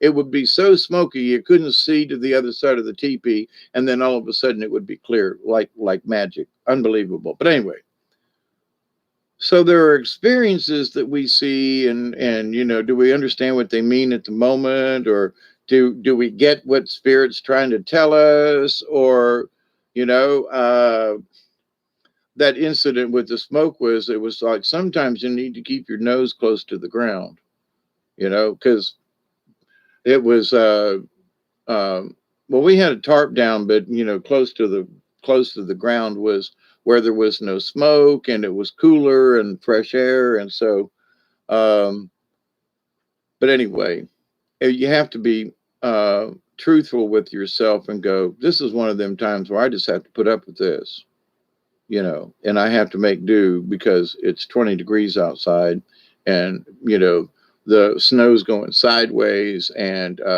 we're just going to have to make do with this. Anyway, made it through. But some of the elders that I consider didn't sit on any committee in any tribal council. You know what I mean? And so many of these people, not to say they wouldn't be on a council, but they're like, they they would look at you and go, well, why would I want to be on the council? Well, I'm doing just fine. I know all these people. I help these people. I do these things. Why do you want me on the council? So there are people who would go, ooh, me, me, me, me, me. And the people I've met are like, why would you want me on the council? Like they would volunteer if you could give them an honest, direct, and an answer that they could accept. But, if it's for some kind of political thing or whatever, some of these folks, no, not me. Thank you very much. Because they know that they would feel like they were being used, and that their energy could be sapped, and, and that they feel not so much as they wouldn't become involved, but they're already involved in life. So if they're important enough for somebody to ask if you want to be on a committee, then you already have a certain amount of respect or something. You know what I mean? So you already have a certain amount of influence if you want to go there. So why would you want to be on a council? Is it going to help anybody? What's it going to increase you? It's 2:19 in the morning time. Almost 2:20. And I'm ready to go. Maxine, how you doing?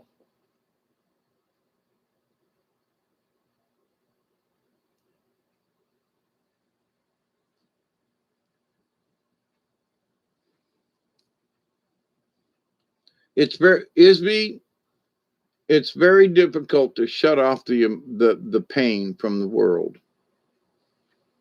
but you turn it off and change it into another energy by controlling it within yourself. Instead of letting it control you, you control it. And but anyway, and there is an understanding when you get to that point. Fire in the hole. If you have to talk around the subject continually to understand it, then quite simply you don't understand what we other people talk about.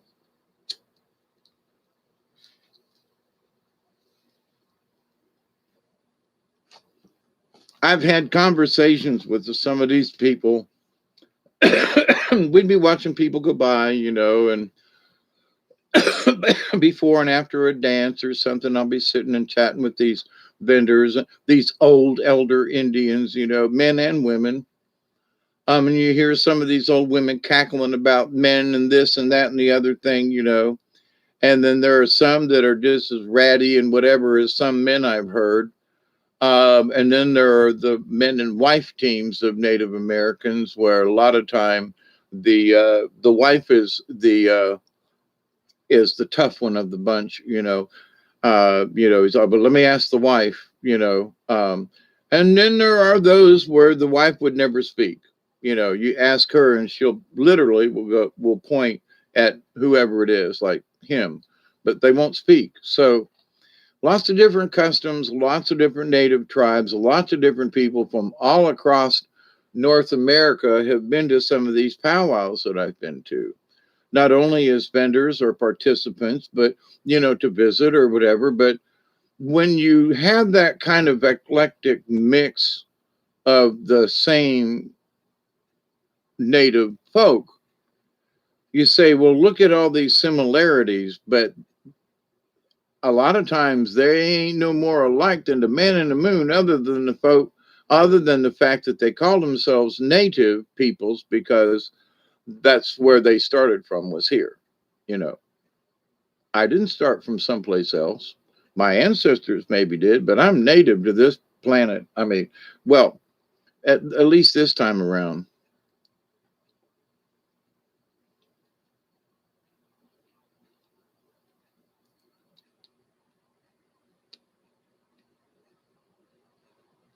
Elderberry, you hanging out in the background? Did I miss you and didn't say hi? But anyway, I consider it a gift.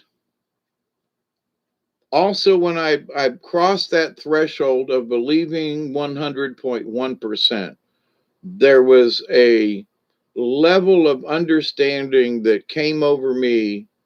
After 5 or 6 years later, I'm still going, wow. But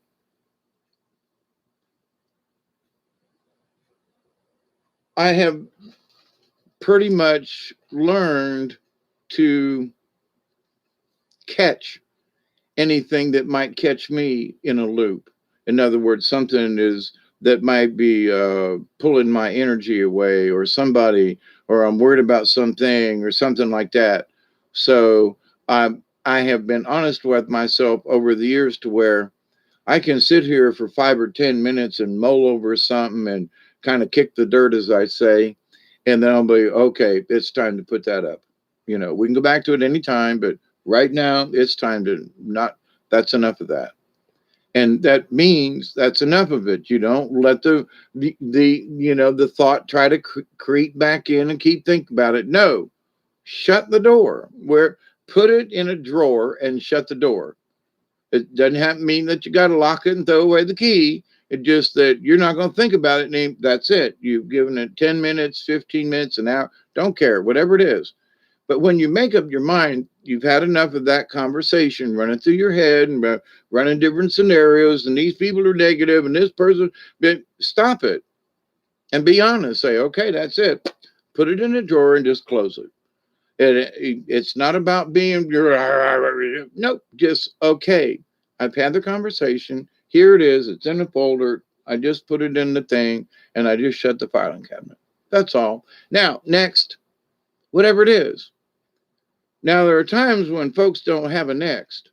So the next thing they will do, and I was guilty of this when I started into my true hermitage thing, I said, well, the next thing was something I'd been worrying about for years, and holy crap,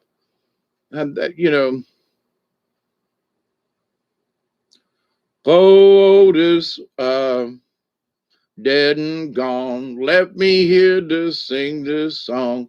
Pretty little woman with a red dress on, poor Otis, dead and gone. Anyway, but it's like, okay, it's dead. Doesn't mean you can't remember it or go back to it, but you don't have to relive it, whatever it is, whether it be a problem. There are a lot of problems with people that I worked for, machines that were broken, how they worked on them, how they ran them. And I had to figure out the best way to negotiate this because it reflected on it wasn't, my job was my commission. If I could continue to show that we were saving money in my efforts as an engineer, I kept my job until they sold out and sent the company across the border down there in Nogales. But anyway, so the idea though that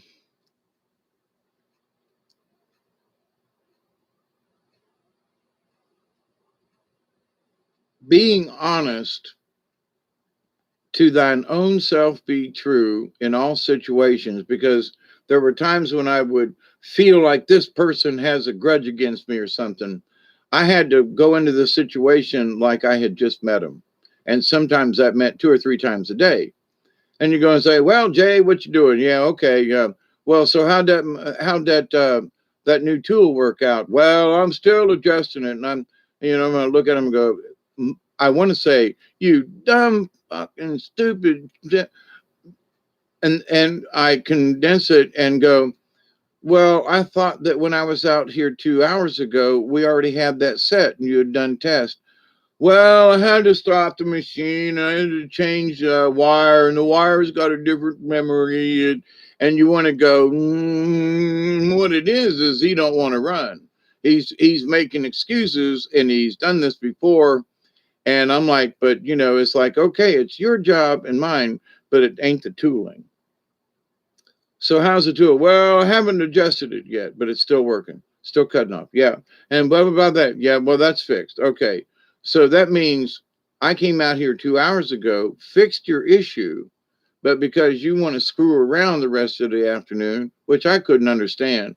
If you got your machine running well, all you had to do was just stand there, and when they got so many, you'd bundle them up, weigh them, and put them in the thing. It seemed to me that it took more energy to screw off than it did just to go ahead and fix the machine and run it, even if it ran a little slow. At least you were making production. But some folks just did not look at the world like that. Where other people were a lot easier to get along, and they wanted to work with you. "Well, I changed this one and it was giving me a little trouble. Hey, Dave, what do you think about this if we do something?" "Okay, okay." So, you work with the person, right? Versus the person working against you. But instead of getting angry and nasty and want to slap them, you have to go at it a totally different way. But the person right next door to them, 20 feet away on another machine, they're running okay. And when you get over there to check on their tooling, which was my job, uh, you know, they're like, "Hey, Dave, how you doing? How things?" "Well, I had a little slow there for a little bit, but it seemed to work itself out. And, I'd observe the machine and see what's going on, have a chat with them, and everything would be copacetic and hunky-dory." So from person to person, from here to here, the same plant, the same kind of working environment, you got some people who are just nasty, and then you got some people, even though the machine's been down all day, they're still positive. "Well, at least we're getting this repaired. We got new parts on it," and whatever it is. So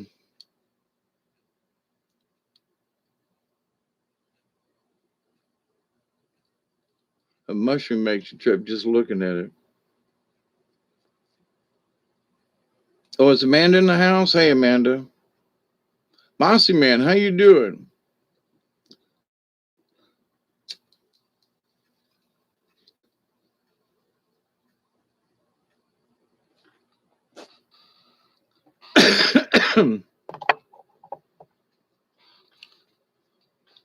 As much as I don't want to sound preachy, there's some folks that keep repeating the same behaviors within themselves over and over again. And until you just, honest to God, be still and be honest, connect your heart and your head. And I guarantee you that people who truly understand what I'm talking about, or at least a good bit, will tell you that there is a level of understanding that you get now that you did not get before, because you weren't still enough to listen. You weren't in control of what was going on. You said you were, but and that honesty has got to be to a point sometimes of being, nanobot size. And that, wait a minute, well, I don't know. Well, but are you really letting this person get to you? Well, I say I'm not, but you keep talking about it. So that means you haven't put it. You may have put it in the filing cabinet, but you didn't close the door, so there's still stuff coming out of the file, or out of the, and you got to be able to, look, I can come back to this thought anytime I want to, but I don't want it now, so go away, and mean it. Doesn't mean you're being heartless or ugly or whatever, or but you don't have to live in that all the time. It's useless. But I had to live in my own misery. I lived in misery for other people.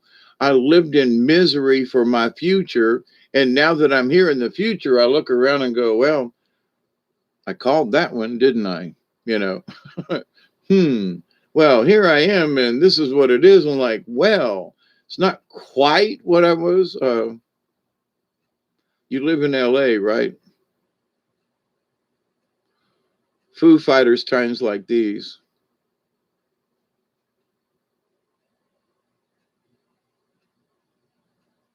Were you talking about me, Maxine? Or there's another David in the house, but anyway. And even for myself, as sore as I am and all this other stuff, if I focus on how bad it hurts, then I increase the pain. It lingers longer. If I do something else or move around a little bit, don't care if it hurts or not. I'm sore as crap. That 700 pounds of cement hurt me. Okay. I'm being honest. But at the same time, I'm not dwelling on it all day long. Yeah, well, damn, that's sore. Well, but I don't repeat that 700 pounds of cement really hurt me.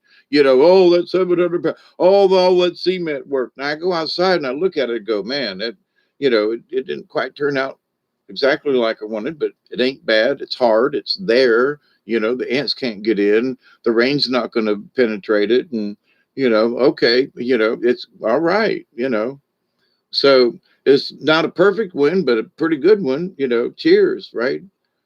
So we'll take it, we'll take it.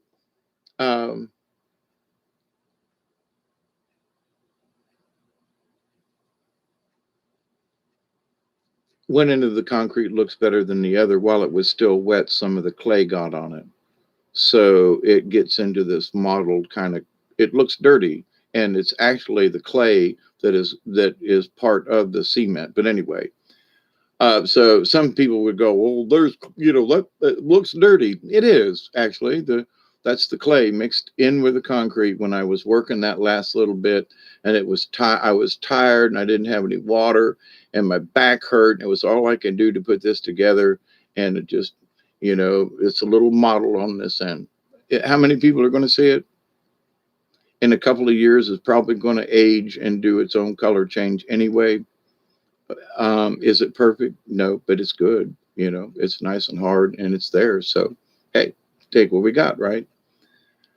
But if it's like, oh, it's the perfect piece, somebody else would have been pissed because, well, there's dirt down here on the end that mixed in with the concrete. I just said, yeah, I know. Let it kind of blend in from, there's two different colors of concrete anyway. So it's like none of it looks the same, even though I tried to get it all. I bought all the cement supposedly from the same place. It ends up it's two different colors, but I don't care. There's another set of concrete that I get to. So in a 6-foot area, 8 foot maybe, there's 3 different colors cement on the outside of the house, along with the brick and stuff. Okay. But I wanted to look rustic, and because it is rustic and I'm rustic, and whoever comes down here, the brick on the outside and everything that I'm working on, it will just be this little old kind of halfway stone cottage thingy down here in the woods, nothing fancy, nothing great, but it's here. And functional for me. So, hey, Brandy, how are you? Did I miss anybody? Oh, 333. Hi, y'all.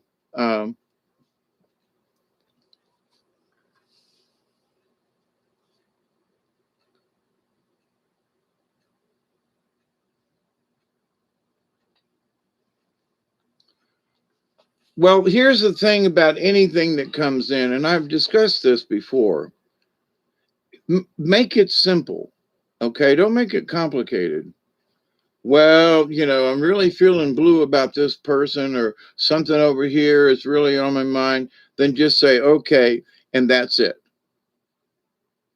And tell yourself, okay, that's it. No more of that today. Unless maybe somebody calls and it comes up or something like that. It's like a follow up. But you're not gonna mull over this all day long. You're gonna put it in that folder and you're gonna close the door, the thing. You can go back and get it anytime, but you're not gonna ponder and waller and whatever you want to do with whatever it is that's going on. You just don't. And you just say, no, I'm not going to accept this. Somebody sends you an email or a text and you look at it and go, I don't want to look at that. And you just hit delete. You don't want to, well, I wonder what they meant. You don't go anywhere. You look down and you notice that it might be, kind of like not for what you really want to see, and somebody condescending or so. You just go, I don't have time for this. And you just hit delete and off you go. I got to the point where the cell phone was so that people could send me text about crazy shit and send me stuff that I had no business being involved in. Oh, somebody did a thing over here in a picture of this and that. Well, that's all interesting. But all they do is spend all day long on their tablets looking at pictures from here and there. Oh, an email sent me this, and it's a bear dancing with a. People's minds are so fractured out. They don't have any clue. A lot of folks don't have a clue. So, but when you start being honest and taking control and you go, I'm sorry, this is pissing me off. I'm not going to be pissed off about this. I just am not. And you don't make it a big deal. It's very simple. I'm going to put it in my little folder here. You can label it and picture it in your mind, but I just make it really simple. I've got an infinite supply of folders and an infinite supply of drawers, filing cabinets, because I worked in an office and lots of folders and different things in filing cabinets. I still have filing cabinets with stuff I need to throw out. Especially after 20 years, it's like, I'm not going to use this. But it was proof to me that I actually did and worked where I said I did, because there's copies of emails that I had about people on some of the tooling I was working on and how much money we had saved and how much time and our effort, and so I kept that I still have some of it after all these years, and I've thought about it. I was like, well, what do I need this for? Well, it's already in there, before I lost my job. It was all I already had backup files here at the house. So when I lost my job, I just didn't clean it all out. And now I'm looking back 15 years later going, well, is there any of that I really need? And the answer is no. But it's only in that it's a reminder of a memory of how I used to work, the people I used to work with. Several of them have passed away. And proof that I did work for this and do this job. And here are whole sets of prints and drawings that I have of these assemblies that every one of the drawings I drew myself, and it'd be, 15 pieces or 300 pieces, but I drew them all. And the machines were built, they were functional, so it's like building a robot in a way, and having it, work better than expected on paper. I redesigned some tooling from Canada that puts me on this, in that, after looking at it,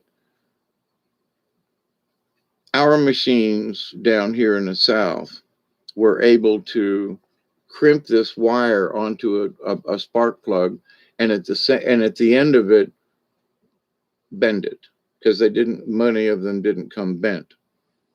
So different corporations had different spark plug. The brass part or steel was bent at a particular angle to go onto the engine. So, but the folks up in Canada, their machines didn't bend it, so they had to terminate it, put the wire on the end, but then they had to take a whole nother operation and literally hand bend these things with a machine. Where for us, it came down, boom, and the next thing, its last little bit of stroke, it bent that puppy up where it's supposed to go.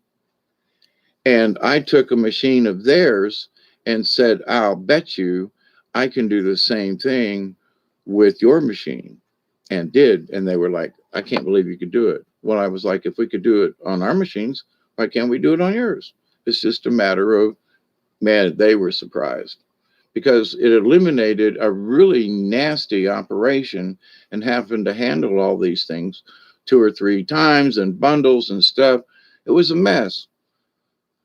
So, but anyway, so and I met some of those Russian women up there in Canada who are like, oh, Mister, Mister Null, because I had to wear a badge when I was in house.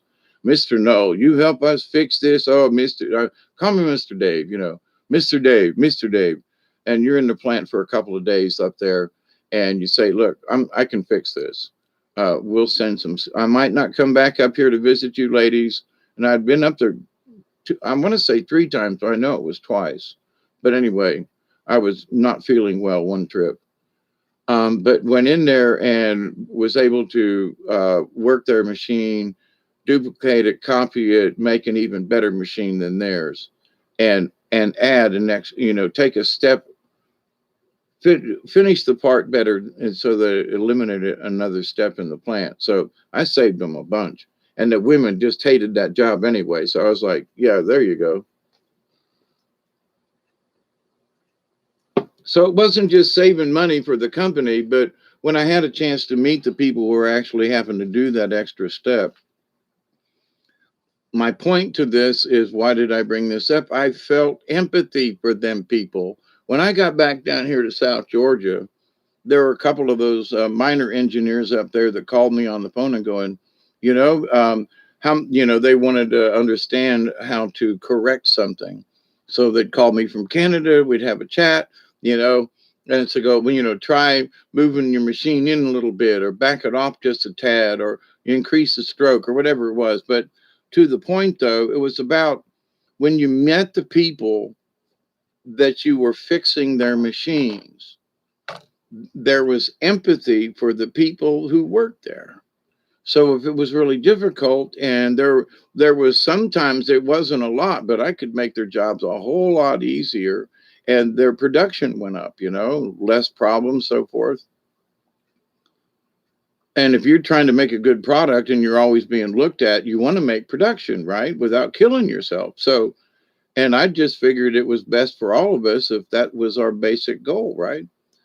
So, yes, it was in a manufacturing company, but we all learned to work together in that. And as I myself went around to all these hundreds of machines to make sure that, they worked as best as possible, and that the people that worked on them, that we had a working relationship, that if something went wrong, they let us know right away before it got out of hand so we could fix it, or repair it, versus having to tear it down for 2 days or something, And some of these machines that were built were like multi-million-dollar machines that came in, and they never worked. Oh my God, it was horrible. And they ended up tossing these things in the dump. Anyway, Ford paid for it. Yeah, Ford paid for it. But anyway, it got dumped in the landfill. Huge machines. Picked them up and said, out of here. We don't want them. Throw them away. And that's what they did. If I'd had a place to them, I could have just tore them down. There were controls on them. And oh my God, there was aluminum that was, anyway. But in understanding about the self, though, in any of the situations that I've just talked about, though, you keep yourself with you every time you go. And if you're consistent, regardless of who it is, that could be a potential negative energy. And when I dealt with over 600 people every day on 2 different shifts, sometimes 3 shifts, You had to learn to be diplomatic without being, a suck up or anything like that. And so you have to be able to have a rapport with people. So uh, I view each department, each uh, machine, each area, and there was also plant two. So every area had its own little feel about it, the machines, the what was going on, how it was being made. And so in life, I noticed that these are all people that have their own lives and they're just working here. So we'll find that common denominator that helps us all out. And I will be the best that I can be. And I will be still. I will find the stillness for everyone that I meet. And it's effective. I know it sounds like I'm repeating myself, and I kind of sort of am in a way, but the point is it works very, very well. You can bring harmony into situations when you yourself are in harmony. A negative energy can be diverted and be not near as bad as it could have been. So, but if you're fractured yourself and not in control, not to say you're out of control, but if you're not fully in control, then what are you? But just sit still. Just, you know, and you can be still anywhere, as I said 2 hours ago. I can't believe it's been 2 hours. I've been yammering on.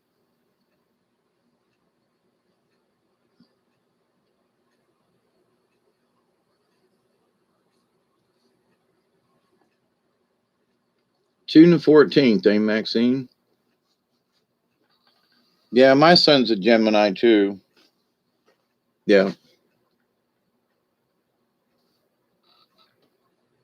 And he hasn't spoken to me in years. We won't go there, but that's what Geminis do. They either are or they aren't, it seems to me. But anyway, um, but so in life, for this conversation, for this hangout period, um, I know there are people who are listening to this, and I pray they're hearing what I'm saying. And at the same time, for those who are here, I hope that they will understand what I mean. So when you hear it, are you really listening to it? Not just to me, what I've said, but the idea of are you being honest with yourself? Now, the words that I speak, okay, but what it means is to you. It doesn't mean anything to me or the rest of us. And it isn't about trying to fulfill a quota or being, that you have to tell anybody what conversations you have inside or what decisions you make or whether or not you accept or reject something. You don't have to tell anybody. You just go, I've had enough of that, and that's that, and move on. And like I said, it doesn't mean that you have to forget it, but you have to not be involved in it. You have to put it in the drawer.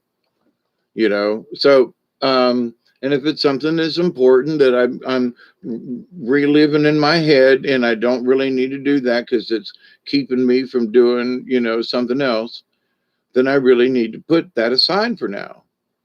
And so there are a lot of things, though, that come to us that may be affecting us now. I am repeating myself, but they may be affecting us now that we simply don't realize.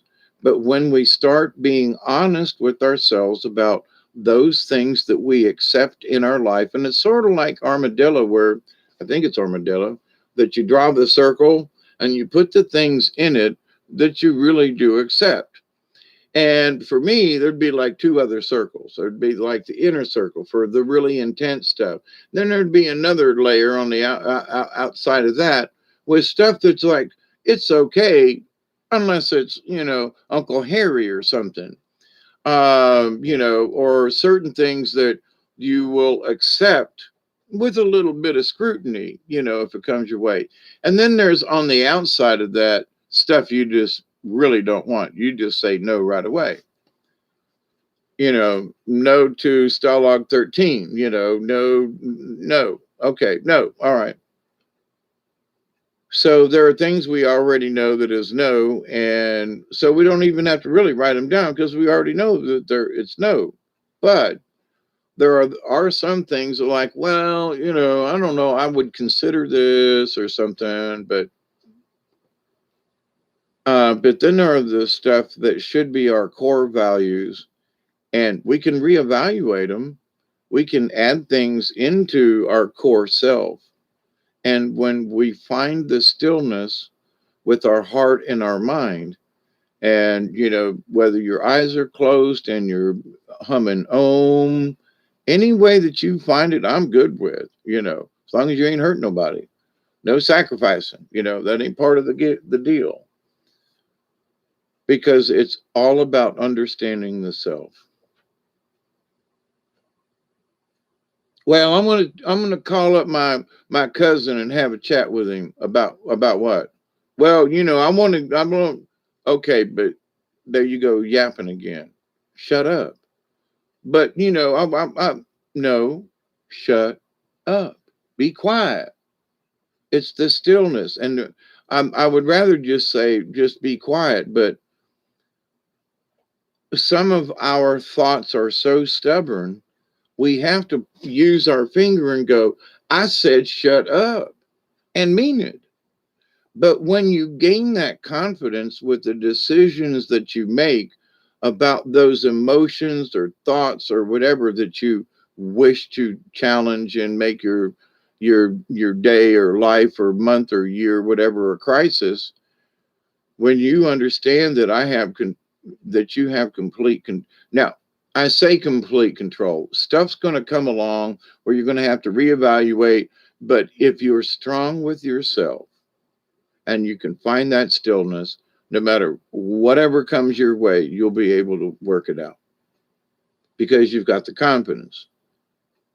You're self-aware. You're being honest to see what may be coming might be a lie or a feint or a something or whatever, and be able to deal with it.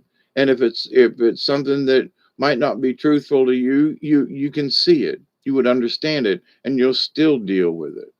And you go, well, that person's stealing energy from me. Then why are you letting her? If you know somebody's stealing energy from you, why are you letting them? The simple fact that you made that statement means that you have given her permission, or them, or whoever. Stop it. Stop it right now with what you're doing and go, sorry, but they may think they're stealing my energy, but nah. They may want to steal my energy, but nah. Because you don't have to go into this big thing. I do not comply and all this. Just say no. Do it however you do it. But it's as simple as just going, oh, I see what they're doing. Nah, ain't gonna work. Okay. Nah, ain't gonna worry about it. You know, it gets easier as you start to learn it. But you can't be egotistical about it. You have to be humble. These are all included. But when stuff comes your way, you will know, and the spirit will be in you at all times, because you'll have your heart and your mind working together in the stillness with these things that really matter. Now, as a person who has done, as I'm learning about this myself, am a little remorsing to try to explain how there are certain feelings that come my way with certain understandings, and it's like it's difficult for me to like explain what this feels like, but I'm here to tell you there is a change. There is a change in your consciousness. There's a change in your soul. There was even a change in how I walked, how I just felt about things, because I was like, oh my God, it was the realization that I'd been allowing all these other things to affect me. And I looked back and I was like, oh my God. Now that will put you in a depression if you let it. But if you also look at it, is that my lesson is that, 5 years ago, I would allow some of this stuff to come into my life and affect me, and the emotions, and all day long I'd be in a crappy mood. And 10 years ago, I was trying to commit suicide. And, and all these, okay, it ain't like that now.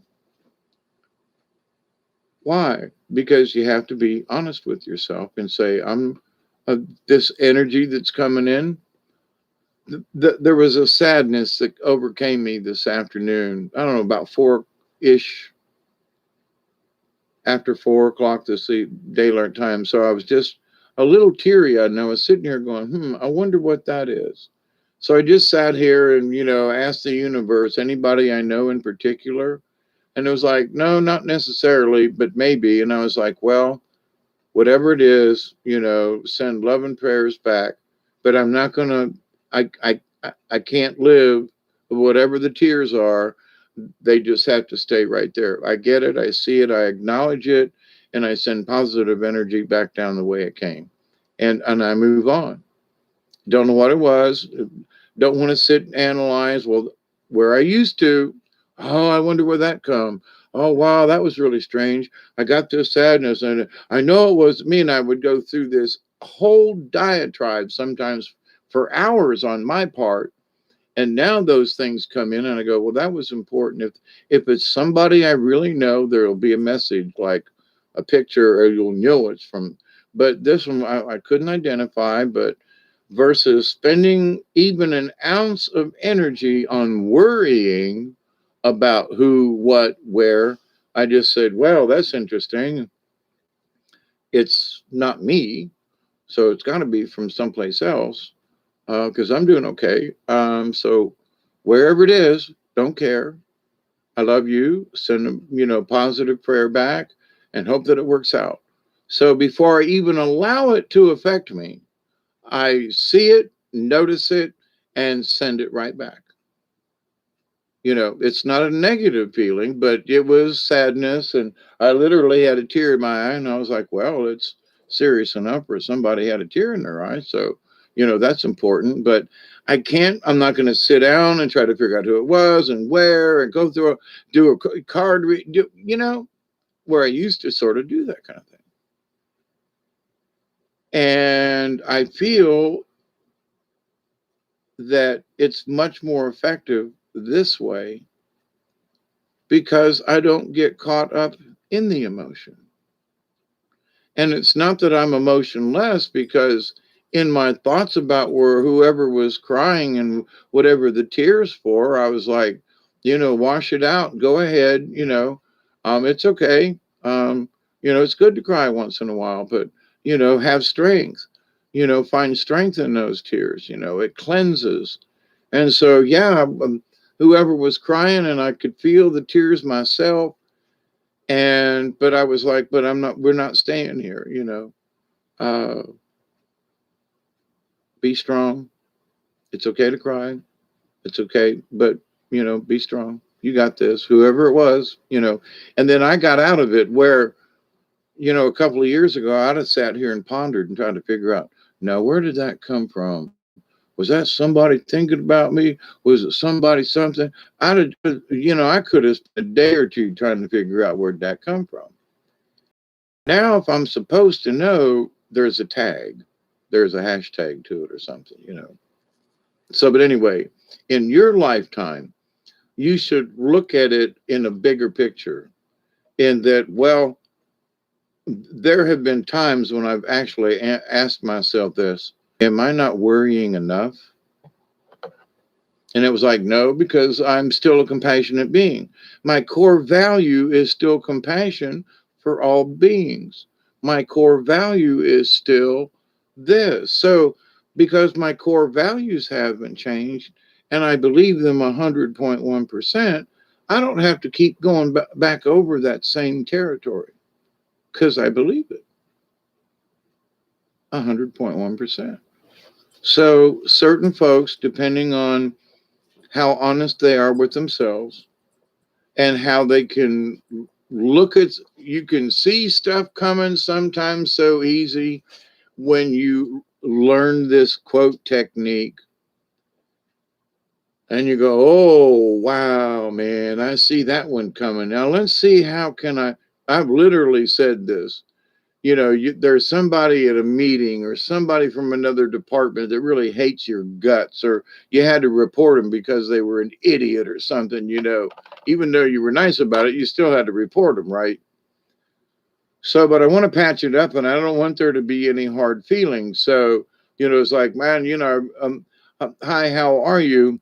I'm sure you probably read the report, and I really didn't want to have to write that, but I had no choice.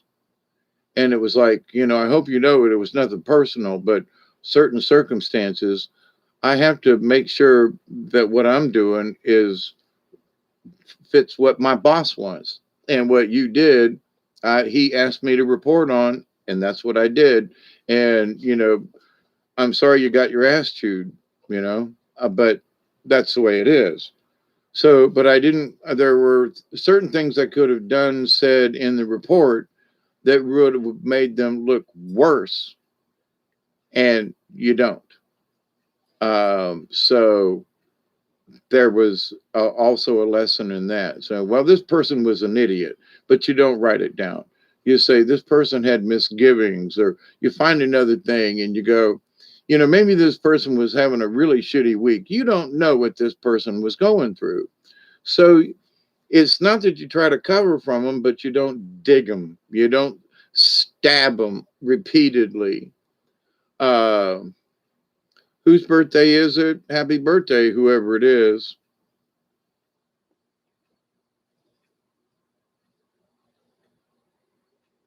Yeah, Maxine, and honesty to oneself means honesty to other people too. And what the honesty to self will bring you a sense of well-being, because you will learn to understand what honor means to the self without any kind of ego. Because when you're honest with yourself and you don't play the internal games, and you finally get a hold of stuff and you go, man, and there is that life changing moment. And so for me, it was like I got this, like, whoa, let me look at this from a different point of view kind of thing. And it was this gentleman telling me and looking at me in the eye and going, you don't have to accept this, Well, every time they piss me off and they go, yeah, okay, but why are you allowing this? And I argued with him for hours. He was so patient with me. But after that hour, he said, okay, enough's enough now. Stop it, goddammit, and get a hold of yourself. Stop it. And I was like, what? And then he showed me, he goes, for everything that he said, and I did. Everything I've talked about making excuses for yourself and all that, I've done it. Okay. You, no. If you hear anything come out of your thoughts or head or whatever about an excuse, well, I need to have this, or, well, I did that because, then you're not getting it. It's just part of it, And when you get it, you'll look back and go, oh, I see what he meant. Because when I got it, I talked to my friend and I said, I see what you mean. So there was like a 2 or 3 week period where I was like mulling it over. And then, but in that 2 or 3 week period, with the people that I worked with, I started using that different philosophy and changing my tone of voice and being more, calm inside, instead of, interacting with them some way. So then within a month, I saw a response with the people that I was working with, because they saw the change in me and my tone of voice, and I wasn't placating them. I mean, now to the point, some people, yeah, I was doing some acting around them over there. But if it made them happy, then I didn't do anything that was too flagrant or anything. But did one group get a little something different? Yeah. Did this group over here get a little something different? Yeah. But it was still me. I was still respectful. I didn't talk about the other groups. There were certain things that I held within myself. But see, it's all these different people. But within a month, I saw a change. simply because I changed. And because I changed, all these people that I dealt with in all these departments, they changed. And it just got better. So that's why I say, for those of you who may not know, they held a big party when on my last day of work, where both shifts, first and second shift, had worked overtime so that they could. First shift had an hour to give me a going away present dinner, and second shift worked extra for the week, and they took an hour for lunch, and we said goodbye. And some of these people I'm still friends with after 15 years or more. And so, but the idea though that they learned, I showed them that I could respect them. I was honest with myself to go, this person ticks me off. And I had to go within myself and go, so what is it about this person that ticks me off? Well, just don't let it tick you off anymore. Well, but I know that I really want to scream at this guy because he's a moron. But no. So I go, okay. So he pisses me off because I think he's a moron. Well, he may not be a moron. We have to give this guy a chance. All we've done is assume that he's a moron because he pisses you off. I'm talking to myself about this, right? So those folks that I had issues with more than other groups, I had to totally like wipe the blackboard clear of anything and go back in and just like, hi, how you doing today? And they were like, who are you? Like, well, how's tooling going? Just totally different. Like, but for the first few days, people are like, what's up with him? What's he up to? But after the second week, and I was still that person. And after the third week, people said, he's that guy. We can't wait for Dave to come by, because I was always telling it that I had a daily joke, and there was always something, some kind of scuttlebutt, and, but not gossip in the way that it was about. It was just like plant scuttlebutt. But anyway, the idea, though, that I had an effect with all these 700 folks is literally, um,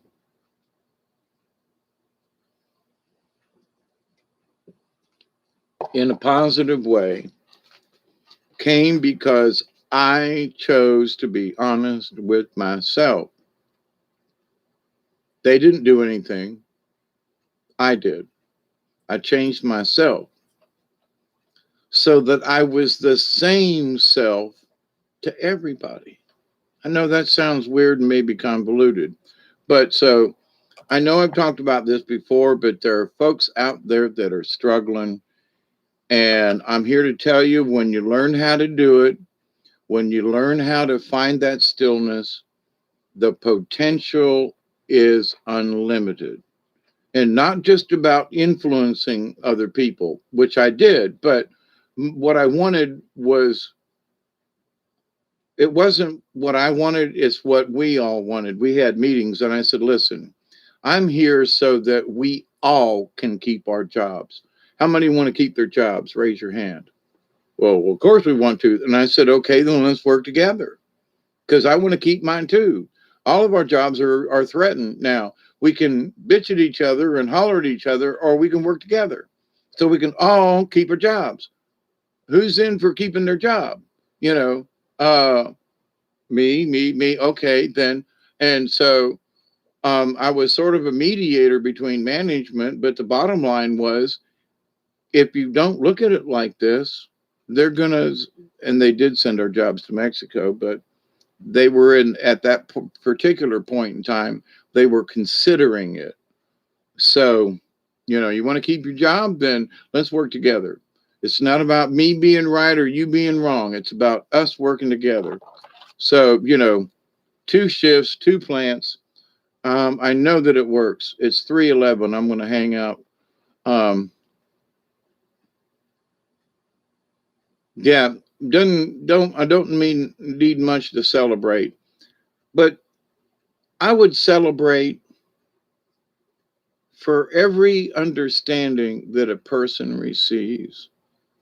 So for every self-truth, you know, if something's bothering you and you finally stop and look at it and look at yourself in the mirror and go, I can't believe I'm saying this over again. You need to stop this, Dave, or Hawkeye, looking at myself in the mirror. I don't like this behavior. I'm going to stop. I don't want these thoughts in my head. Going to stop. And make it so. Make it so, number one. Who's controlling you? You want somebody else? You want to blame it on? Oh, well, it's the 5G towers and it's this, that, and the other thing. I ain't saying that some of that stuff don't affect you, but it's up to you to say yes or no to accept or receive this stuff. So if you accept something and receive it, but it's something that you really don't like, then you shouldn't have accepted it. You say no to that stuff and go on. You don't let it bother you. Well, it was all about this and these people and no. And for those of you who've been around with me for a long time, I used to fuss about certain things. But I'm still aware of the Shaman. I'm still aware of the cosmic energy coming in. Still aware of of earthquakes in diverse places. I'm still aware, but we had the winds were really we've got a high pressure over us. It would have been called Bermuda High, but it's moved inland, and the weather's been warm, but very pleasant and breezy. I wished I had more energy to go out and run around outside today. It was beautiful. So can't really complain. It's dry, and we could actually use some of the rain that's over along the Mississippi right now, but we're still okay. But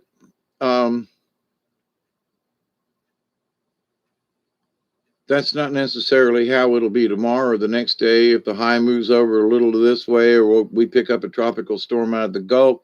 So, and well, it was supposed to be 100 and it's only 92. So that's a big change. And the humidity's low and we got nice breezes inland this far. Wow. Well, so,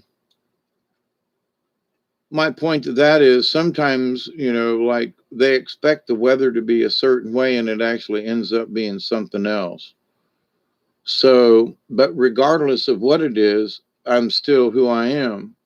Well, it's hot today. Well, okay, we'll do inside chores. Well, actually, they said it was going to be hot and it's not. Well, then let's go outside, walk around some. So you have the option, but whether or not you want to get pissed off at the option. Well, I got to stay in, or it's too damn hot and I want to go outside. How we react and being honest with ourselves and going, I want to be pissed off because it's too hot outside and so, but the decision is still being honest with yourself. Do you want to be pissed off, or do you just want to go, it's too hot outside, so I accept it's too hot, and instead of being pissed off about it, I'm going to look for something else to do. Well, I really wanted to do it, but it really is too hot for me, so I'm going to just go, well, okie dokie. It used to piss me off. Now things don't. It doesn't mean that I don't care any less or that my plans were changed and I was inconvenienced. Not the point.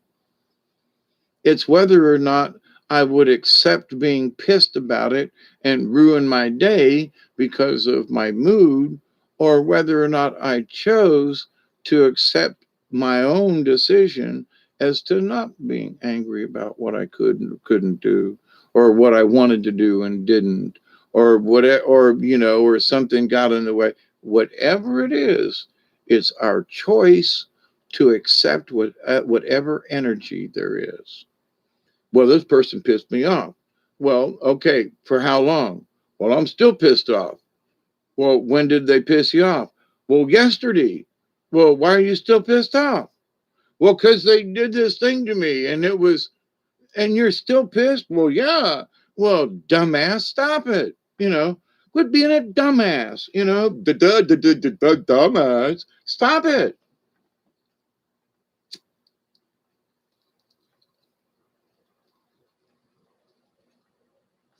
Okay, so let me put into the terms that is a little. It's 3:16. I did that earlier. Yeah, we didn't get any rain. There was a couple of showers that moved in, but not much. But anyway, we're still not in the drought that we have been in. Um, but the rivers are low. I was noticing checking the rivers today that the Flint River's down a lot. And I would love, somebody said something about the Flint River that lives over in this area down here. And I can't remember who sent me the thing. But anyway, I'm tempted for me and the dog to go over to the river and see what the Flint's like. But I so want to go down the Withlacoochee, but it's in the opposite direction. But I want to go down. It's so bad I can't stand it. But anyway, and I can't get anybody to go with me yet. So, but so that voice within, and but when we start understanding the honesty of what that voice means, somebody's trying to convince us, or blah blah blah blah. And so when your heart and your thought are together, your heart will tell you, I think that might be a bad idea. And you go, well, I don't know, blah, blah, blah. Well, I'm going to go ahead and do it. And your heart's going, please don't. It's that gut feeling and you do it anyway. And then you get yourself into knee deep worth of shit, and you regret it. And then you're mad at other people, but you're the one that actually ended up being involved. You could have said no, well, um, well, what's wrong, Dave? Well, I'm sitting here at the store and, they made me take them to the store. Oh, did they?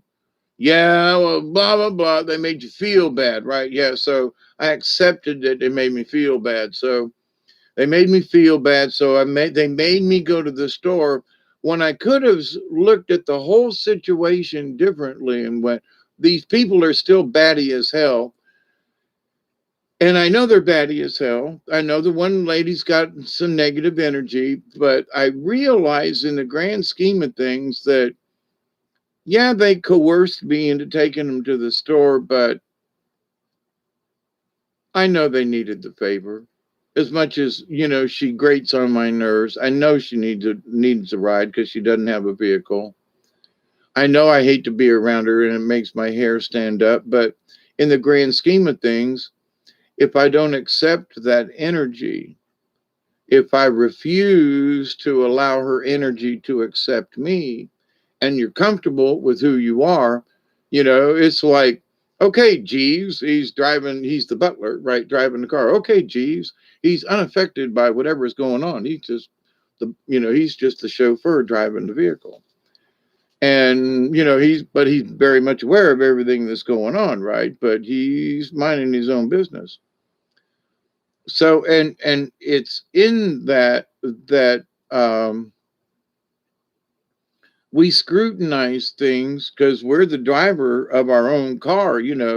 We're supposed to be the chauffeur, and whoever's in the back seat, which is our mind or our brain, however you want to concoct that little thing. But if I'm driving the car, I'm gonna go, wait a minute, I'm not going to let you in my car. Now, it's my proverbial car, right? But still, I may be the driver and I may be, but you're not getting in front seat or back seat. And if you sit on the fender, I'm going to be offended. I'll kick your ass off, kind of thing. Now, I'm speaking hyperbole. Uh, is it a high E or a low E? Low E. Uh, but the idea that I'm going to allow whatever that energy is to affect me. 320 on the nose. Yeah, I'm enjoying the coolness too with it. Wait for the shade. Be happy.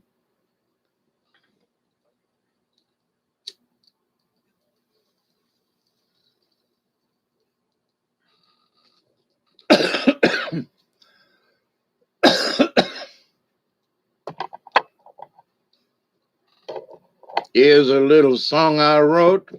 I want to play it note for note. Don't worry. Be happy.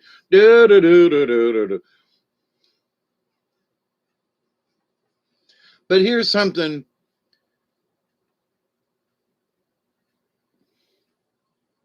when you understand what that stillness means within you, you have the opportunity to look at any situation with joy or pessimism or peskiness or perturbedness, or with positive, powerful, wonderful energy, whatever color you might want to think it is, right? But the understanding of how we fit into things, being honest with ourselves about accepting and rejecting stuff. And I mean, really being honest, well, that person makes me feel bad. Well, why? Well, why are you still mad 2 days later? That just does not compute. It doesn't make sense. And for every excuse you try to bring up for why you should be mad 2 days later, stop it. Put it in a file, in a folder. And it's not that you're going to dismiss it or that you should, but you ain't going to keep bitching about it 2 days later. Stop that stuff. I'm so guilty of that in the past. But there are people that I know that I've talked to about this, and they're still doing it. And it's like, well, I think I've learned my lesson because I quit replaying the stuff in my head. Some of the stuff that wants to replay, unless it's really important, I just go, nah, sorry, back in your folder. Well, I had this feeling about something. And here's the thing. There are some old folders and drawers that open in my mind about something, and you can't be too quick. So you got to give it that momentary, all right. It's like somebody coming in the room and going, somebody called on the phone and I pulled this file for you. And you go, okay. So it could have been a crank call. It could have been a mistake. So I'm using office lingo in this, right? For whatever is in the file. And it could be any number of things. It could be personal or spiritual or physical. Doesn't matter, whatever's in the file. So, but I look at the thing and I open it up and go, okay. And if something clicks, oh, all right. And then you put the file folder back in. Now you might look at it open and go, nah, there ain't nothing to this. And then you might open up the file folder and look at the first page and go, now I remember this. So you give it a minute or two of consideration, but you still close the folder and put it back in the drawer, okay? You don't leave it out on your desk in your head. So there are things that come back to us that sometimes we have to take a minute and look at it. And there may be something valid to it, that something might come up in the future that relates to that or something, whatever. It may be one of those clues from the universe because you're listening, to the quiet. And so, a file folder drops out by accident and you look down and you go, oh man, I forgot about this. I was looking for this. And then, so there are those file folders that you look at and you go, nah, that ain't it. And you just put that sucker back without hesitation. So in our mind, our thoughts are much like that. So we will have a thought and we'll go, oh, that's interesting. But does it mean you should dwell on it? Does it mean that it deserves any kind of further attention? So as the office manager of your thoughts and emotions, when you're honest with what's coming at you in life, you go, well, that goes in the inbox, and I got a meeting at 2 about that right there. So that's important. Okay. And there are some stuff that comes into us that actually is junk mail, and we toss it right in the can, right? And then there are some things like, well, we open them up and go, well, and sometimes it's a response from the universe that we need that comes to us, and we go, all right, we sit back in our chair in our little mind's office, about these things, and we look at it and go, okay, I get this. It's sort of like a download, right? But unless if needed immediately, then that also gets put back in the file folder and goes in a drawer. But it's in your mind, you might put a little note on your desk calendar about that folder, you see. So, but you have the choice. You just don't pile them all up on your desk, which is what I used to do with stuff. And I go, no, you got to be able to sort this. And I put a note on the desk, not the file, you know, put a note on something about something, but it goes in the file cabinet along with everything else. And if it's relative to what you're working on at the moment, whatever thought, whatever it is, it still goes in the filing cabinet. Our mind is very resourceful like that. So, in putting things away and learning how to be still and be in the stillness and the quiet, when things are chaotic, there's been lots of different ways that I have looked at situations, but one of the ways is from an office point of view. Okay. And one way or the other, we can all relate a little bit to that, whether we've ever worked in an office. We've had to mail things, we've had to put things in drawers, we've had to keep bills. We know about that. Okay. So there are some bills that we think about all the time and we worry about, but that basically you just put the bill in the drawer. You know it's there, but you don't have to worry about it all the time. You know it's there. You gotta pay it. And I know I lived in a lot of grief sometimes, worrying about making payments on things for years. So I swear that stress like to kill me. But here's the thing, though. I had to learn that it can't kill you, because if you're dead, then you can't pay and even if you did pay off the debt, then you're dead. So, none of that's any good. So you just do the best you can under the circumstances. And sometimes circumstances change to the better, and sometimes they just turn shitty, and you have to deal with that too. Uh, but the bottom line is all of it is that you keep your head. If you have learned about that stillness, be upset for 5 minutes and then get on with your life. But be honest. I swear there are people that are repeating themselves about certain things over and over and over again, and they're not paying attention. They're not listening to themselves. The universe has spoken to them, and they're still rambling on so loudly they can't hear themselves think. And I will continue to pray for these folks, in that they will and I mean this metaphorically. I don't mean like a YouTube channel, although some of these people are related to some YouTube channels. I'm hoping that they will shut up in their mind long enough to hear it, not their voice or what they do, but they will shut up in their own thoughts and listen to what they talk about in chat rooms or in subject matter and stuff, and like, but they're still talking about it and they're still going, they still ain't got it yet. And I'm like, after all this time, you're not even starting to get a glimpse of some of this. I mean, come on, catch up. I know you're not that, I want to say stupid. I know you're not that stupid. What's blocking you? What is it that these people keep, going through these same things, and they repeat these patterns, but they're still looking for spiritual awareness, and they're gonna do mushrooms to fix the problem. And no, you need to fix the problem before you ever do anything like that. That's going to compound your problem. You need to be whole and not fractured. I've said this before to someone, but I will say it to all of you. If you think doing psilocybin or something to fix a problem is the answer, no. Mm-mm.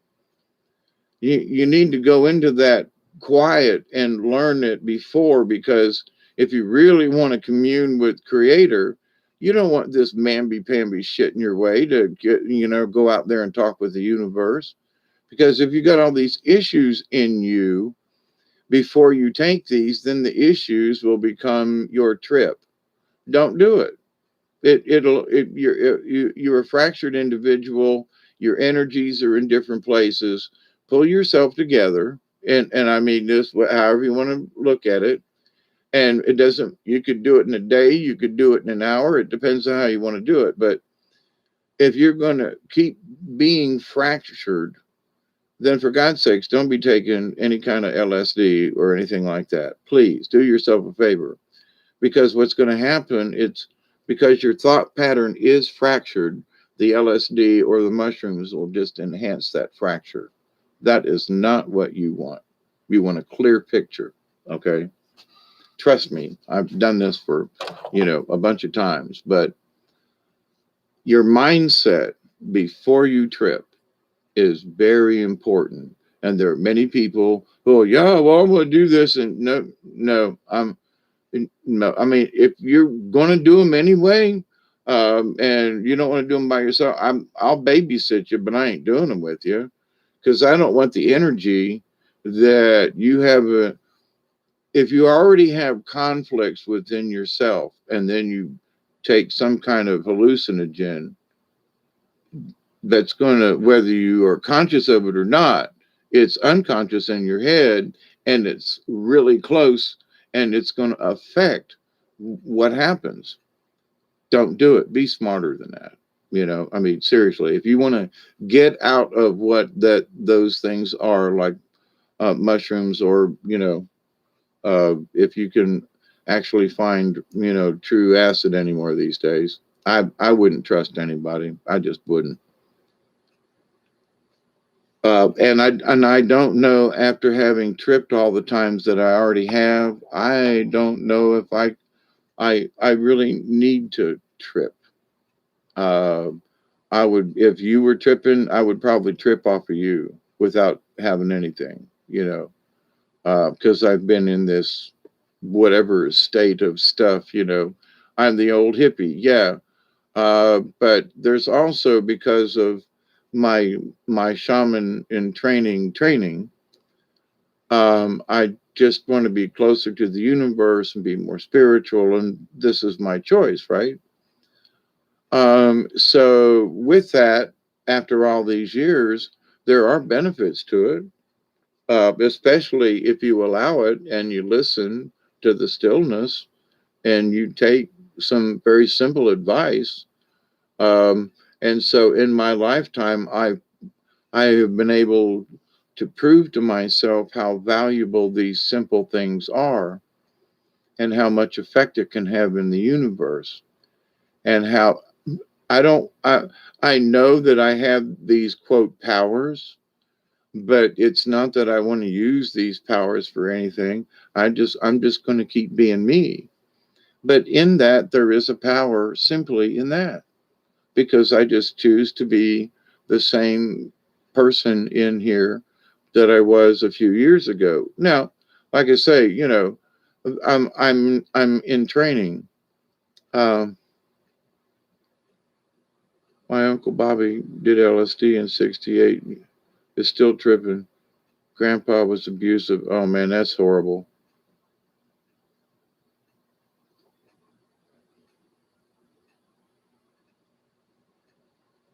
Yeah, there are times when I think I've been able to see through the veil, as some people would call it.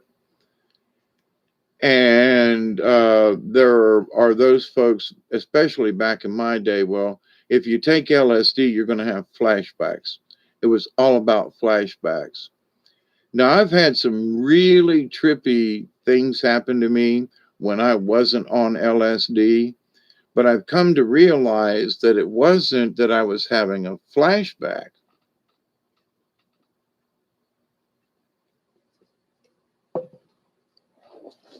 But here's an interesting thing. In the discussion of the flashback wasn't of something that happened to me and I'm reliving it and I'm tripping. No, the flashback is that I'm having a similar um, neurological, electrical thing going on. And the situation I'm in right now is not necessarily a deja vu moment, but it is trippy. It's not the same, but it's a trippy situation. So the feeling is a flashback, but the incident isn't a flashback. So this circumstance, I felt this way back when I was tripping. I'm not tripping. I'm in a similar situation, and I flash back to what that felt like, not to the situation. Okay. Wow, this is trippy, and not necessarily good, bad, or indifferent. It's just trippy. And you go, whoa, and it only lasts that long. Now, was that a flashback? A flashback of what? And over the many years, I'm like, it wasn't a flashback of somewhere I've been or something like that, but it is a very similar energy that I felt at some other time. So the flashback wasn't a picture or movie or a particular incident, but the feeling of a particular incident. Not that the incident mattered, it was just the feeling. Wow, this is trippy. People sitting there and somebody going by, and it was like, whoa, things seemed like they were floating in and out for a second. You go, well, that was trippy. And then everything's normal again. Like, sitting, doing in the parking lot or whatever, just strange things that would just, for a moment or two, just seem a little weird. And then all of a sudden, everything's back to normal. And you go, whoa, you know, was that a flashback? No, it was real life and this thing, but it was almost like a wave of energy was remembered somehow. I don't know how else to, but anyway, I've never really ascribed to the flashback thing. Now, after having tripped over 500 times, to my at least, um, the idea that after so many trips, there are certain things that just stay open in your brain. And that's why it's like now I don't really know if I really would really want to do any mushrooms. Where a few years ago I would have went, yeah, come on, let's do some. We'll go out and fire up the you know the campground down back, and we'll get us some lounge chairs and some stuff and make it comfortable. And let's go sit by the fire, watch the stars and the moon and whatever's in the universe. Let's go. Because the biggest thing for me was like always find that comfortable spot. So whatever's comfortable with your heart and your mind before you take whatever you're going to take, to me, was important because that sets the stage. So, and this is part of this learning about and being honest with the self. And I mean, this all is really linked. But there are people who would depend upon the drug to be the influence. And having been there, done that, it's like, no, you don't want any baggage before you take a trip. Well, and I've made these same excuses. Well, I've seen some things yeah, you're going to see some things while you're on this stuff, but don't you want a clean slate before you go in? It's like carrying a dirty plate that's been in the back of your truck, and you're going to carry it into the restaurant and go up and serve yourself at the buffet. That ain't going to happen. So, if you want a good, nice, good, clean meal, then get a fresh plate. So, in the understanding of the universe, clean your plate before you have this experience. Uh, for your own sake and for your own safety. But something that a lot of people, and having been through this a bunch of times with myself and other people that I would trip with, and there are several of us who we would get together and we were really serious about our trips. In other words, we didn't want no funky shit going on. We didn't want nobody doing any kind of strangeness. We were going to sit together. We were going to meditate. We were going to float among the stars, however that was. We were going to be respectful to each other, not try to, there was no trying to freak somebody else out. But let's see if we could use, together energy and what would we see as a collective kind of thing. And that's when a collective one night we saw a portal down here in the middle of my property, and I found out that it's halfway between the two cemeteries. Just saying. So I don't need, acid or mushrooms to know what we saw down there and what some of us have experienced since then and the energies and stuff going around. So I don't need to go like, well, I need to take some mushrooms to go. No. But because what's already there carries through, the essence of what you saw stays with you in your subconscious. So as the collective, and this is important by learning how to be still, is that by allowing you to put all these things where they need to go in their compartments, however you want to look at it, but you have to make sure that the drawers are closed. Okay, we don't want nothing seeping out. They're in folders, they're in drawers, and the drawers are all closed. That's the deal. Okay, because then that means that you're safe from anything that might be in those drawers. Okay, you can go get in any one of them drawers that you want to, but it's up to you if you want to. But if you've got stuff laying on the desk in your office and then you take a bunch of drugs, then you're going to see what's there, kind of thing. You know what I mean? So people need to have some common sense and not allow whatever the drug is to supposedly be the answer, or it might give you some really bad false information because of your state of being before you took it. Just saying. Okay.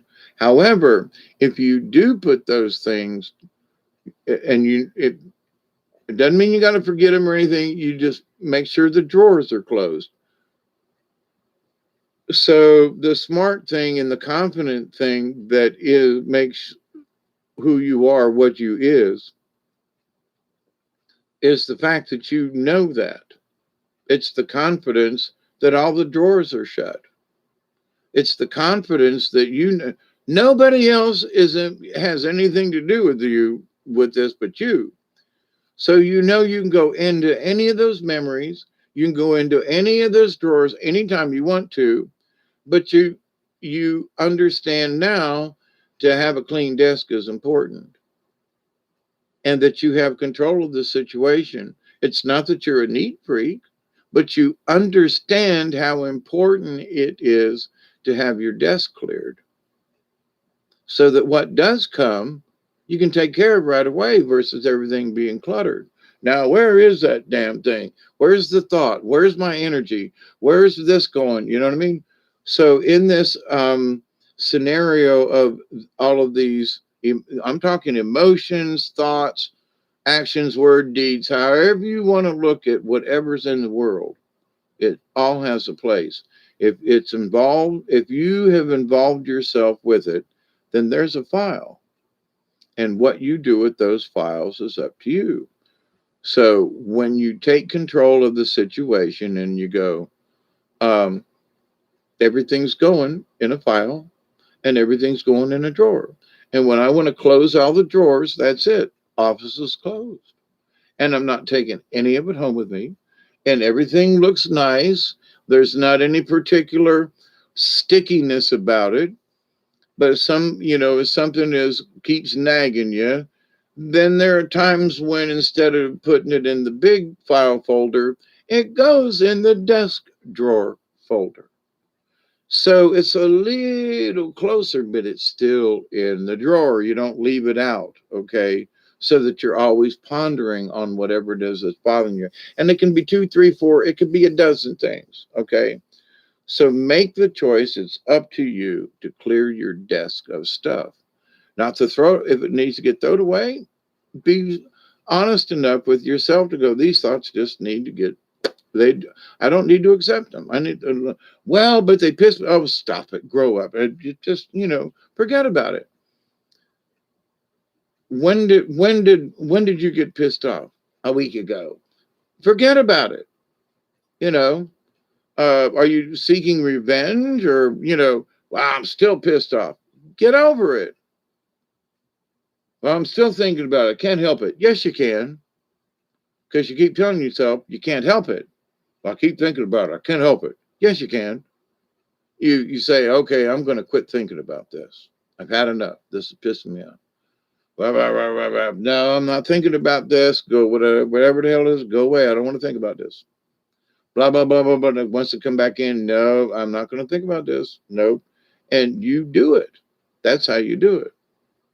But when you gain that control of your own id, your own self, you will be able to notice where the stillness is and that it was there all along.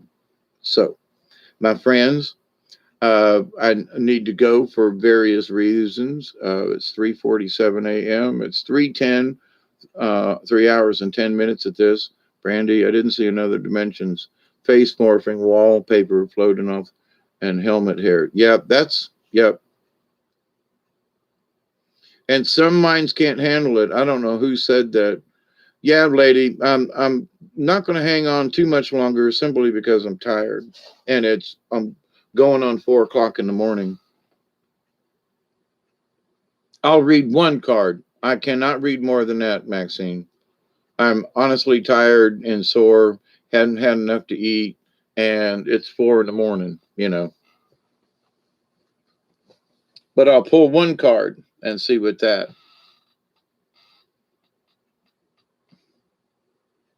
It's a hidden talent of yours.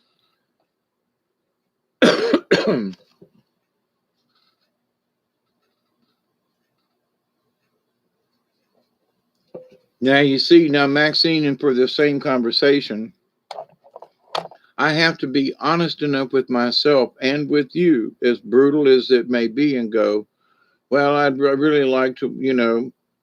Now my head went through this conversation in an instant. Well, I'd really like for y'all to pull cards tonight, but I'm really tired. My energy's low, and maybe we could. And but regardless of what I said, what went through my head, the bottom line is we have to be honest with ourselves and others and go, look, I will pull one card just for everybody, but I have to be honest and go, I really don't have the energy for this, but it's okay. We'll do another night, okay? And I don't want you to be offended because I'm tired. And by being honest with you and going, I'm too tired to do this right now, but I will make the concession because I love you. But at the same time, please understand, my side of this. So, and not that you don't, I'm saying that you have to be honest in all things for whatever it might hurt somebody's feelings, or as much as I would like to pull a few cards, I really can't do it, for my own self. I want to be able to do stuff tomorrow, and if I try to put any too much energy into this and how it takes it out of me at the end, I have to say, I'll pull one card. So y'all do a collective. I love you, and I'll try to do cards soon. I can promise you that. I'll try to do something as soon as possible, but it ain't this morning. I love you all. I do.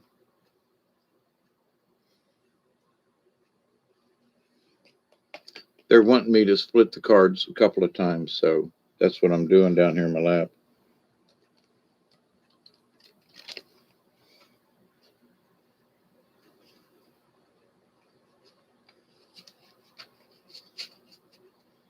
Oh, I'm sitting here thinking, why are they so particular about how they want me to get these cards in here? Because sometimes there's a before card and an after card that I've noticed that somehow comes through this. Three Stooges came on at 4:45 on the IC channel this morning, but only on for 15 minutes. Seriously, I don't mean to be late. It's okay, Spitfire. Um, it's okay. We understand. It's 4 o'clock in the morning, and it was a lot of the times though on a Friday, Saturday, or Sunday night. I will normally try to do at least one show. 11:30, 12:30, something like that. Sometimes later, but I've been on now for 3 hours and 14 minutes. So they want me to separate the cards and do it again. Okay.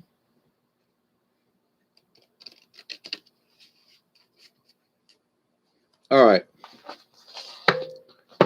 So, all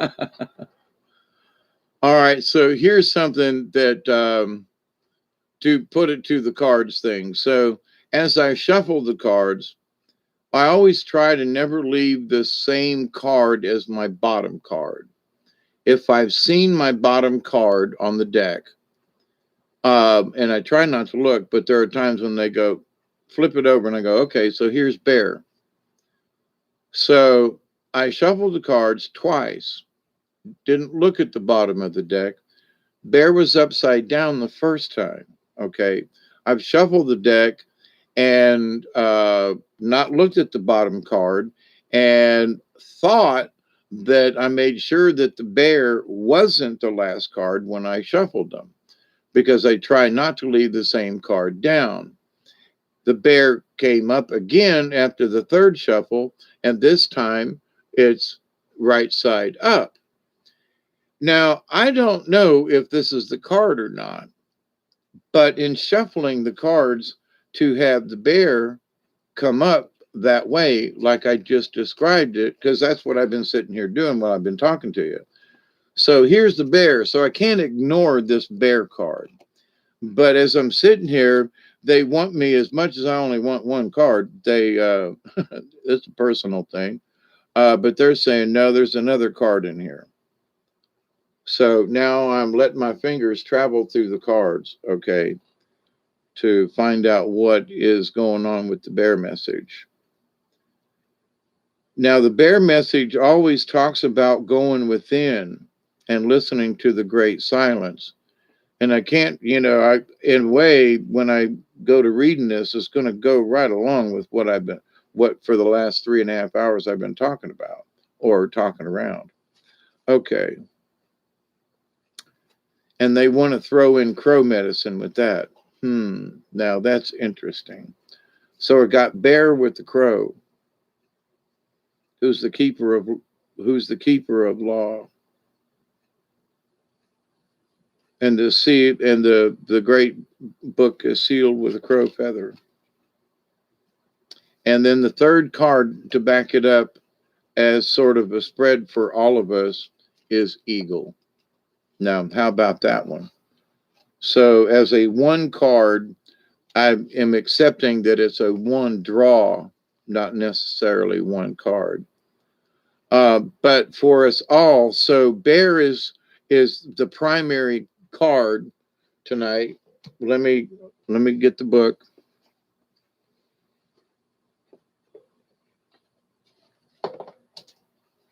Oops. I got several books down here. Bear's number 5. Now it's interesting that eagle came in and upside down, but eagle is eagle. That information is always but bear started out upside down, and after several shuffles, and I would have swore was not on the bottom again, but it came up on the bottom again. So anyway, so bear is introspection, and I guess in a way, this is what the cards are saying to go along with me tonight. In that, introspection, go within, find the stillness. Here we are, bear, number 5, introspection. Now, one could say, I planned it that way, or that the spirits are, actually talking to all of us. So they're saying this is for everybody. So y'all pay attention out there. All right. Let me see if this makes my reading any better. Bear, invite me into the cave where silence surrounds the answers you gave. The strength of bear medicine is the power of introspection. That's exactly what I've been talking about tonight. So, you know, if you don't believe that spirit's talking, well, here we go. Is the power of introspection. It lies in the west in the great medicine wheel of life.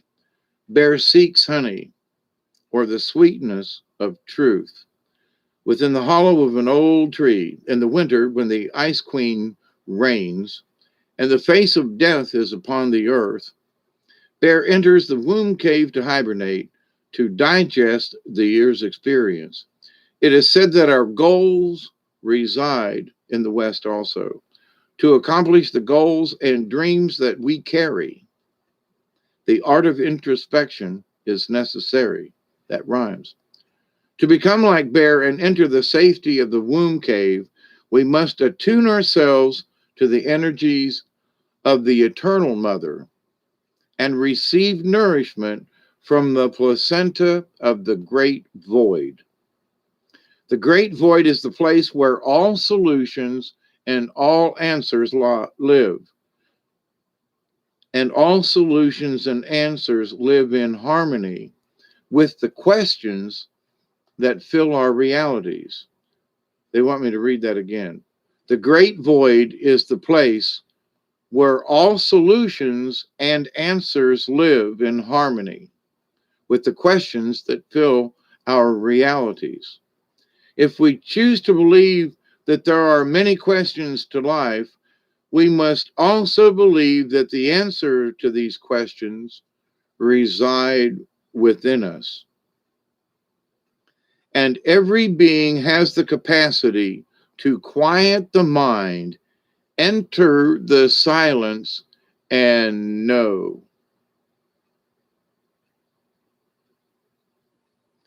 Now, you know, I started this conversation 3.5 hours ago, and I've shuffled these cards several times, and picking this bear card to go along with what I'm talking about to me is like, if this ain't slamming, you know, spirits going, y'all pay attention. Because it's not about going into hibernation, it's going within and listening to the answers. But the suggestion is hibernation.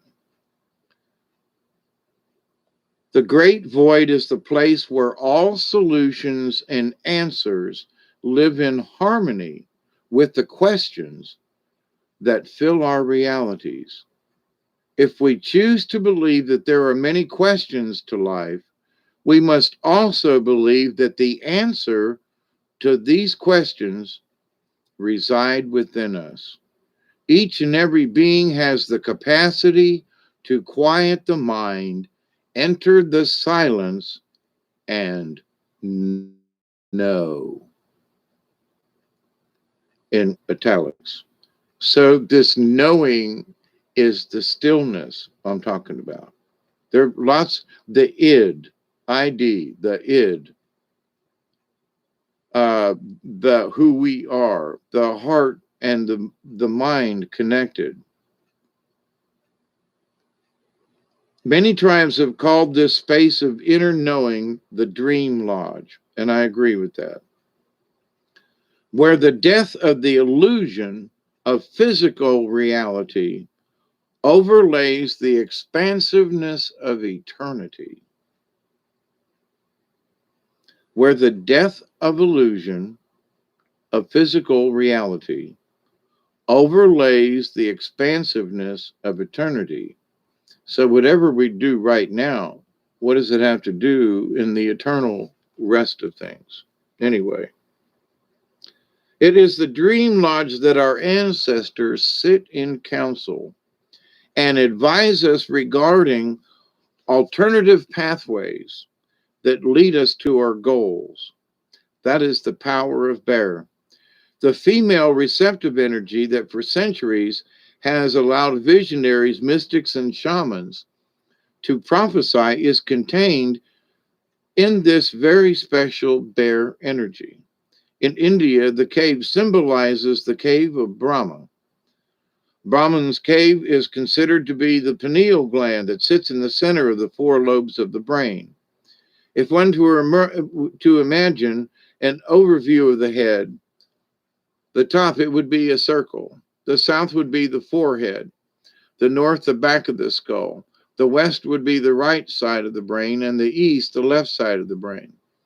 Bear is in the west, the intuitive side, the right brain. To hibernate, the bear travels to the cave, which is the center of the four lobes where the pineal gland resides. In the cave, bear seeks answers while he or she is dreaming or hibernating. Bear is then reborn in the spring, like the opening of spring flowers. For eons, all seekers of the dream time and of visions have walked the path of silence, calming the internal chatter, reaching the place of rites of passage, the channel or pineal gland. From the cave of Bear, you will find the pathway to the dream lodge and the other levels of imaginations and or consciousness. In choosing Bear, the power of knowing has invited you to enter the silence and become acquainted with the dream lodge so that your goals may become concrete realities. This is the strength of Bear.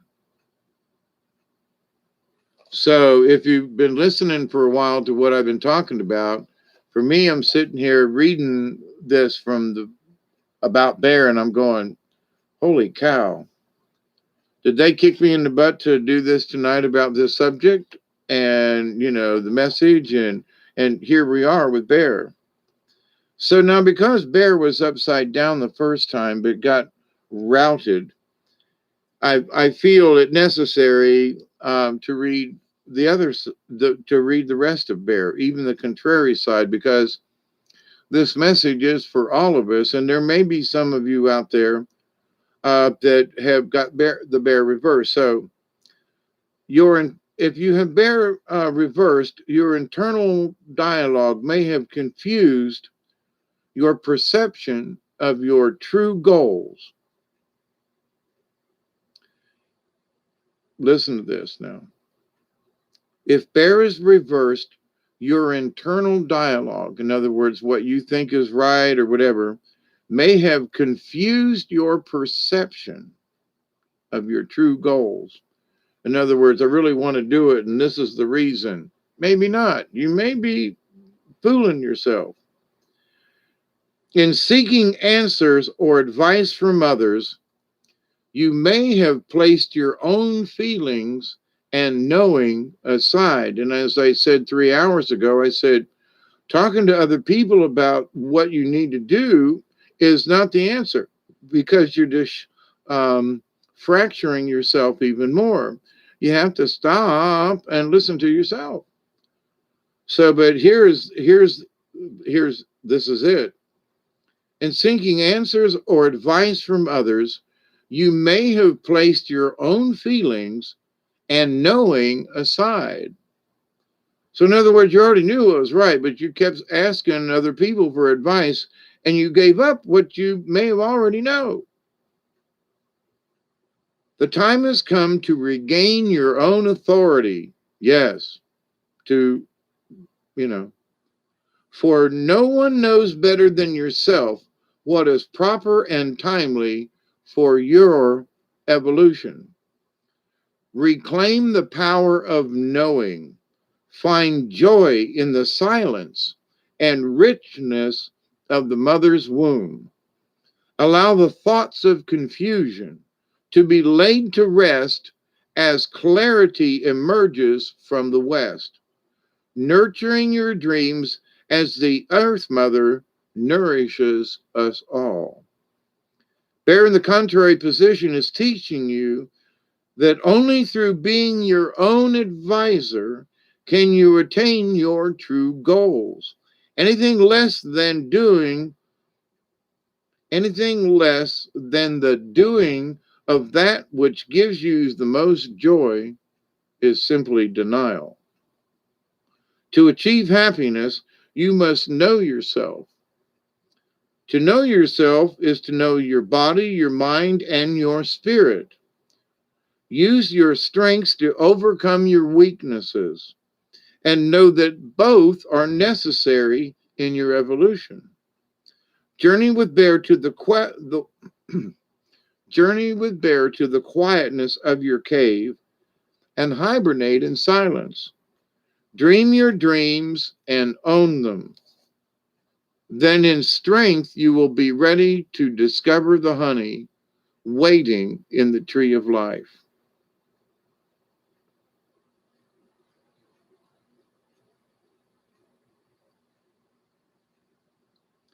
Bear in the they want me to read this section over. Bear in the contrary position is teaching you that only through being your own advisor can you attain your true goals.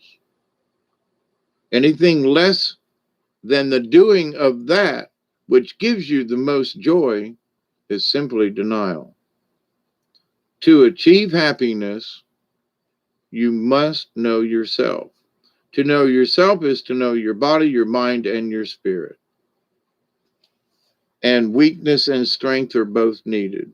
And it's the harmony of the universe. But, had I picked a card ahead of time and then talked about it, I've done this before. This card really hits home, both sides. My truck needs to stay awake. Come on, baby.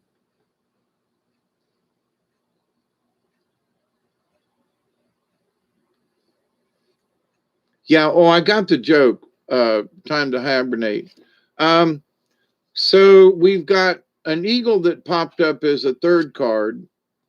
And number 24 is crow.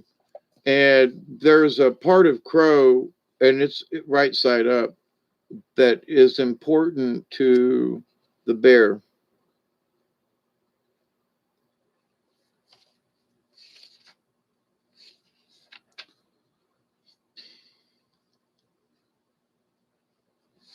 So I'll try to make it quick.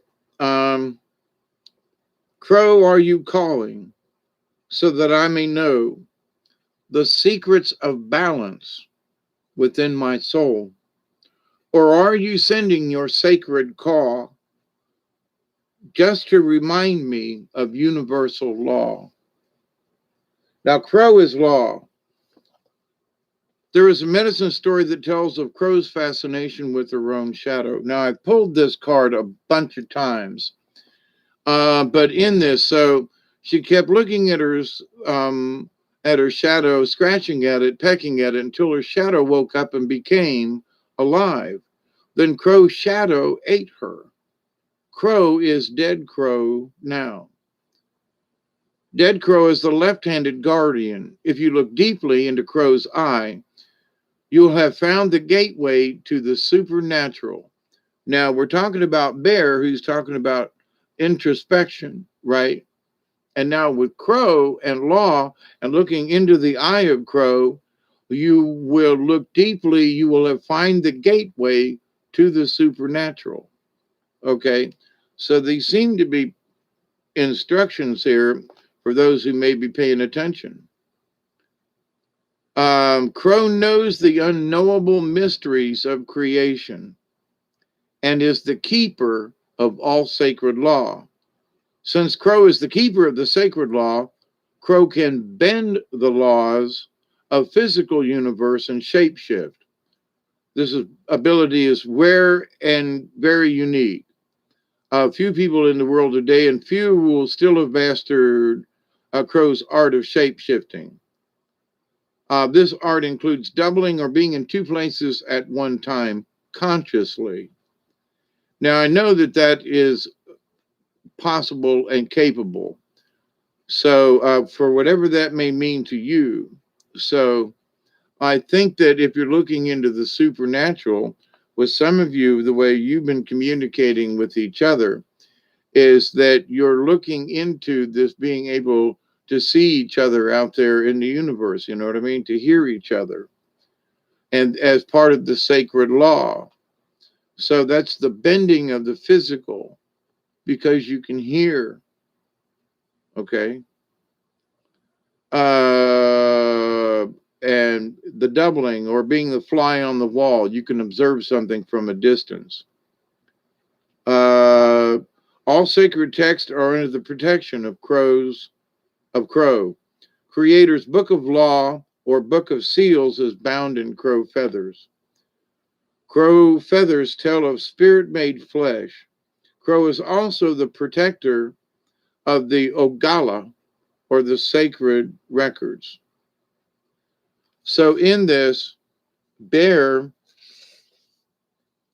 to hibernate into the quiet, and crow is saying, with a look in the eye, you're going into the supernatural of things. And human law is not the same as sacred law. Uh, crow is the omen of change. Crow lives in the void and has no sense of time. And we just talked about bear and hibernation. So crows living in the void with no sense of time. The ancient chiefs tell us that crows see simultaneously the three fates, past, present, and future. Crow merges light and darkness, seeking both inner and outer beauty and reality. If crow medicine appears in your card spread, you must pause and reflect on how you see the laws of the Great Spirit in relationship to the laws of humanity. Crow medicine signifies a first-hand knowledge of a higher order of right and wrong. And this sort of corresponds with what I was talking about, what we accept and reject. So in this right or wrong, there are folks who would project their negative energy on us, and we have to understand that. But that's part of this, okay? A higher order of right or wrong than that indicated by the laws created in human culture. With crow medicine, you speak in a powerful voice when addressing issues, for you see out of harmony, out of balance, out of whack, or simply unjust.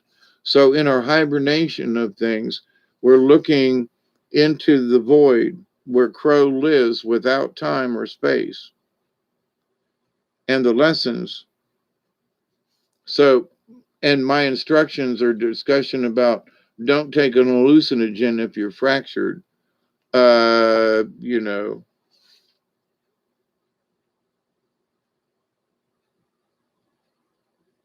you must pause and reflect on how you see the laws of the Great Spirit in relationship to the laws of humanity. And that's tied into us because what we, now, don't get me wrong, that people who go through stuff every day, you know, they're tied into Creator, right? But how other people do it, we have to rise above that. But anyway, the third card is Eagle, and it is upside down, but Eagle is spirit. So here we're talking about bear hibernating to find the truth, crow saying, you know, the keeper of the sacred law, and here's Eagle saying, fly high, touch great spirit, share your medicine, touch me, honor me, so that I may know you too. And the feathers of eagle are considered to be the most sacred of all healing tools. Uh, Eagle medicine is the power of the Great Spirit, the connection to the divine. Okay, so those bear the in the womb of the mother. Here's the connection to the divine, and crow, the keeper of law. Not sure what this all means, but I can see how it's all tied together. An interesting card spread tonight. If you have pulled this symbol, eagle is reminding you to take heart and gather your courage, for the universe is presenting you with an opportunity to soar above the mundane levels of your life. The power of recognizing this opportunity may come in the form of a spiritual test. In being astute, you may recognize the places within your soul, your personality, your emotions, or psyche that need bolstering or refinement. So, in this talk for almost 4 hours long so far, and we're almost coming up 420, but here the cards are saying are really pushing what I've been talking about, in that,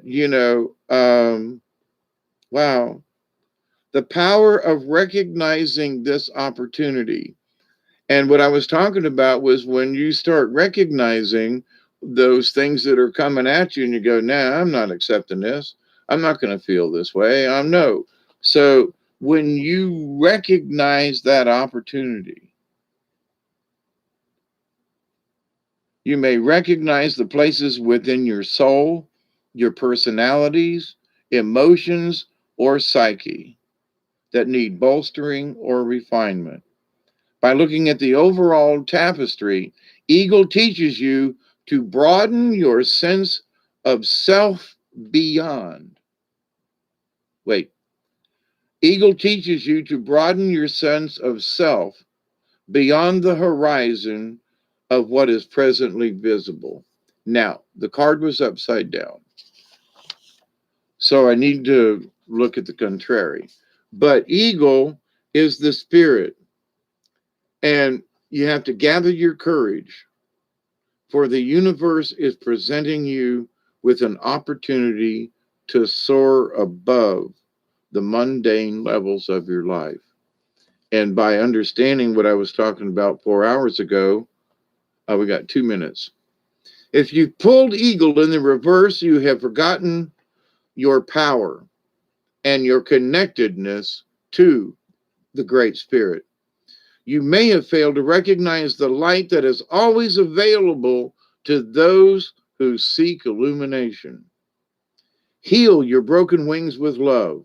Loving yourself as you are loved by the Great Spirit is the lesson which is the contrary eagle brings. On some level, eagle is telling you to seek higher ground on which to build your nest. The nest is the home of your heart and mind. What was I talking about earlier? The nest is the home of the heart and cannot remain in a swamp. If your nest is in the swamp, this may be connected to your belief that your wings are clipped by an impossibility in your present status. Eagle's nest is high in the mountains. It may be your time for a vision quest so that you can commune with the Great Spirit. Fasting and praying may be in your future and may be the answer. Seek lofty ideals, and illumination will be close at hand. Um, they're telling me to repeat this. This is the lesson with this. Eagle is all this power. That you have forgotten your power and your connectedness to the Great Spirit. You may have failed to recognize the light that is always available for those who seek illumination. Heal your broken wings with love. Loving yourself as you are loved by the Great Spirit is the lesson which the contrary eagle brings. So, for all the times you may be forlorn, feel that you've been forgotten, nobody loves me, everybody hates me, I'm going to go eat some worms. Know that, especially in our group, you're always welcome, you're always loved. And even though you might not feel like it, we love you anyway. And you don't have to participate in the chat to be a part of the family. So, but anyway, I wouldn't drop acid these days for anything. If I had honest to God real mushrooms that I saw and I could identify, there are people eating mushrooms these days that I wouldn't eat them. But oh yeah, they're psilocybin. They ain't the ones in my mushroom, but I'm just saying they're the wrong kind. But oh no, they're psilocybin. Okay, y'all eat them all you want to. But I'm telling you, I've eaten pounds of mushrooms. I was turning them in, drying it, putting it in the freezer, and trading it for weed because I couldn't get weed up here. And folks would come and visit me and bring weed, and I'd give them dried mushrooms. So, but anyway, but I don't know what I'm talking about. But anyway, so it has been a long day, and it's 4:20 something, ain't it? It's time for me to go this time around too. 4:21. Yeah, yeah, yeah. We'll walk out of here.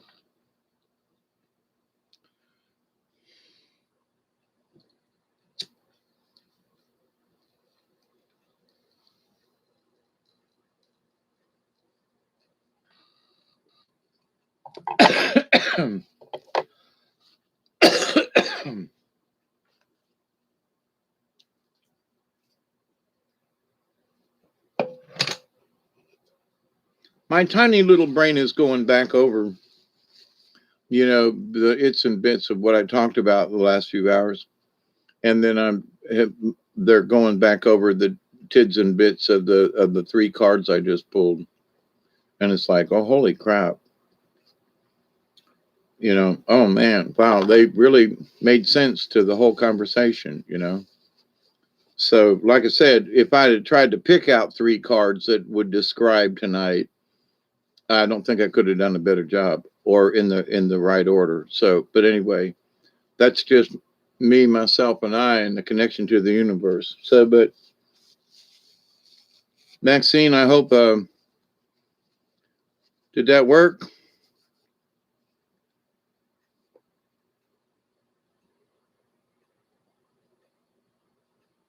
Don't allow the negative ways of others steal your joy or change you. That's very good. That's right, Brandy. And here's the thing. There are some folks who seem to think that they have to like be on their toes about it all the time. But as one card says, just know it. So once you know it, you don't have to be on it all the time. But well, I'm going to be positive. No, just be positive. Well, in the excitement, you tell everybody you are, and things. And now, look, I'm not picking on anybody. Honestly, I'm not. But there are times when you can tell that some people have reached a certain level because they will repeat the same thing over in something like, oh, the Matrix. So whatever it is in their spiritual journey, not being ugly to anybody, I swear, but there some of us, I can't say many of us, but I know some of us have moved beyond that. We get it, we understand it, but you know, I'll sit here and wait on you to catch up. I think we can all go together in this, in this transition. But some of us have just been out here a little longer. And for those of us who have learned patience, I'm still learning patience. We have to be able to share that. That's, to me, that's what makes me an elder, or what could make me an elder other than my age, is the fact that um, I have to be patient. And it's not so much that I have to make myself be patient, although there are those times. Not near as many as there used to be, but um, that we have to understand that, listen, after so long, you just have to be patient with things. Now, I know folks my age and older, they ain't got a lick of patience in them. Now, I don't know whether it's all the meds they're taking or whatever, but Lord have mercy, these folks ain't got a lick of patience in them. Well, I ordered this and it didn't come in today. So, and well, it's supposed to be here. What are you doing tomorrow? Nothing. Well, what if they deliver it tomorrow? But it's a day late. So shit happens in the universe. But they said it would be here. And okay, Well, I called the company. They said it would be here. All right. Then you find out the guy's truck broke down or his wife had a heart attack or something and he couldn't deliver. I mean, and then, but the thing is that they're, Lord have mercy. I love these folks. But it said it was going to be here, and I mean, they really get upset over that. Well, it's supposed to be delivered today. Well, what is your reason for being upset? Well, because I wanted it. Okay, but you're going to want it tomorrow, right? Well, yeah. These are some of these same people that have to be first in line, and it's just like tomorrow will be okay. But if they said it would be here today and I'm disappointed and their day is ruined and I was looking forward to it. Well, okay. So, but it'll be here tomorrow, right? Yeah. Well, then just accept it. It's our choice whether or not we're going to a day late, $1 short and blah, blah, blah. Sometimes being last in line has its own perks. You get the last biscuits where they didn't have enough to share with everybody. They got one more they'll share with you. I've done that a bunch of times. You know, hey, y'all ain't got one or two of them biscuits laying around back there, do you? Or y'all ain't got you're trying to empty out a plate. You got any more of that cobbler or something, whatever it might be. Yeah, there's one more spoonful here you get, but they wouldn't give it to anybody else because you're the last in line. And they look around and go, yeah, we can give it to him. So being last in line, sometimes they run out, but then there's sometimes you get goodies. And if it runs out of one thing, they'll give you twice as much as something else. Or it's like, well, we got another biscuit back here. Give him that instead. Okay, so I'm just saying, sometimes being last don't mean that you get too many times. And I would rather be last anymore than to be the first in line because there's just surprises. But to my dear friends who have always stressed to be first in line for whatever, always be 15 minutes early for no matter what, just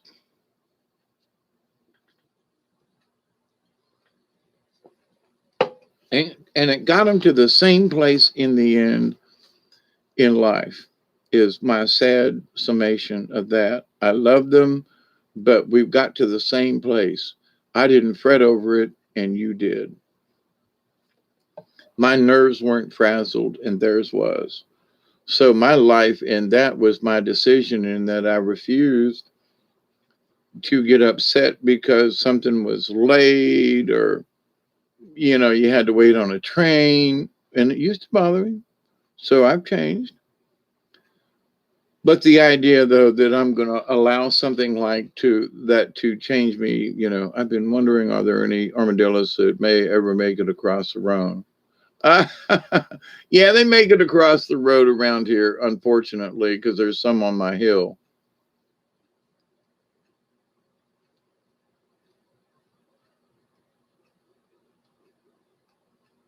Spanish Fort, Alabama.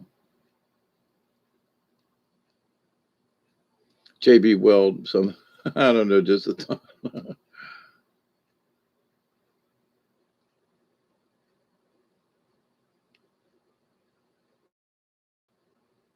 What are you trying to put together?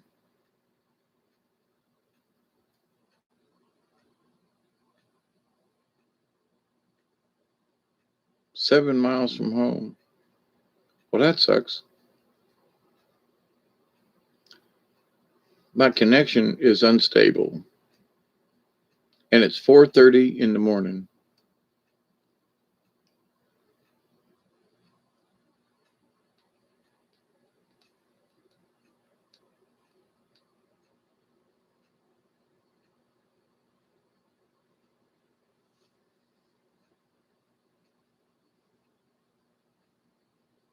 So I'm gonna go fix me a very late supper and a very early breakfast. Well, it's not that early for some folks, I guess.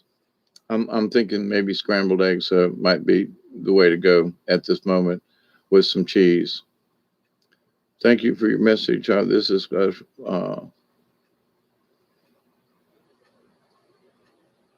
You know, Elderberry, I did not listen to them tonight. Something else was going on and I missed it, but I didn't. It's interesting that my topic was similar, having not heard them in particular. You know what I mean? So it was a topping in my head. And if that was their discussion tonight, and it corresponds with this discussion, well, that's even more kind of not necessarily weird, but yeah, the synchronicity, because I did not listen in and I missed it and it was too late. And I was like, I'll have to see later on. And I was doing things with Duggar and the cats. And anyway, but then I got a phone call, but which is all that is okay. Hey, Esty.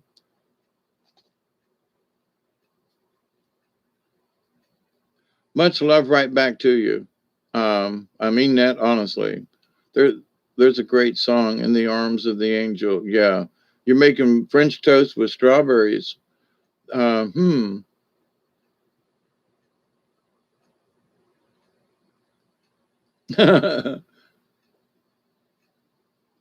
It's definitely in the ear, Kimasabi. Thank you, Barry. Yeah, for whatever it is, and here I am, and then I draw those three cards.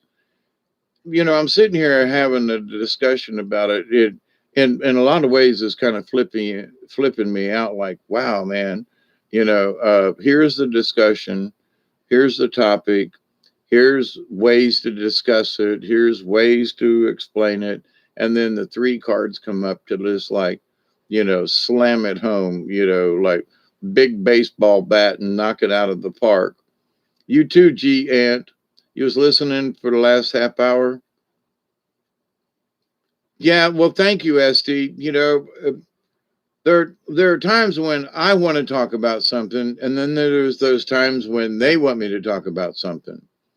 And this was one of them topics where they wanted me to talk about this, but I kind of sort of did too. And it's that there are so many times people are just they're they're avoiding the obvious.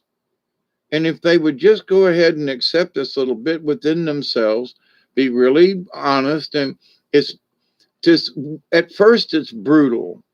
The honesty has to be brutal because you have to stop this nonsense behavior of carrying anger or misery or whatever it is that you're carrying. You got to stop it. And it doesn't mean that you don't care about people or love them, but you got to stop carrying it forward. And if it lasts for more than 5 or 10 minutes, you got to stop it. You're the one in control. Nobody else can do it. You can ask God to help you out, but in the end, God can't do it. You have to do it. You can ask for help, but it still boils down to each one of us. So, and well, this and that and blah blah. Nope, it's up to us. But once we learn how we can do it, then it's really not that difficult. You know. Thank you, Maxine.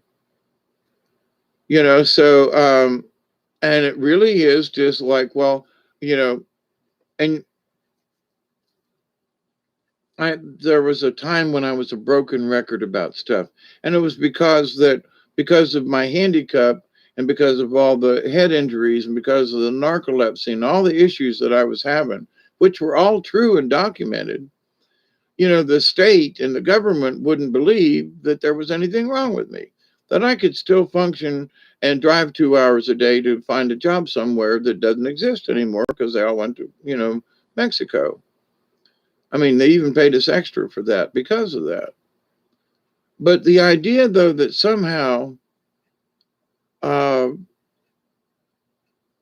the things that we do about who we are, we don't lose that no matter what else goes on around us. We retain our honor. So if we know that we're going to do our best to make the decisions, we've made the decision to not accept a bunch of crap in our lives, but to still be honest people and loving and joyful and all that. So, but that's just a given. So I just am that now without having to overthink it.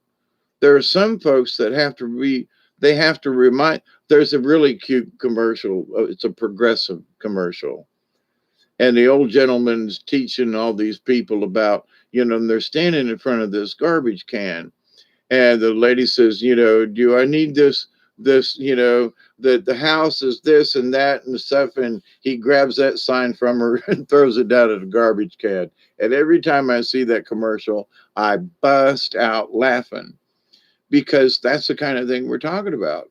There are people who will come up and go, here's a sign. And they go, well, do you have to have that sign on your wall to remind you all the time? And here's this one, I can't remember what it is, but the commercial's funny if it's a progressive commercial. But anyway, she gets started on the first couple of things and he just grabs that sign and throws it in the garbage. That's what people need to do. Sometimes it is that brutal. No, you do not need that sign around all the time. Just be aware of it. It just is. Uh,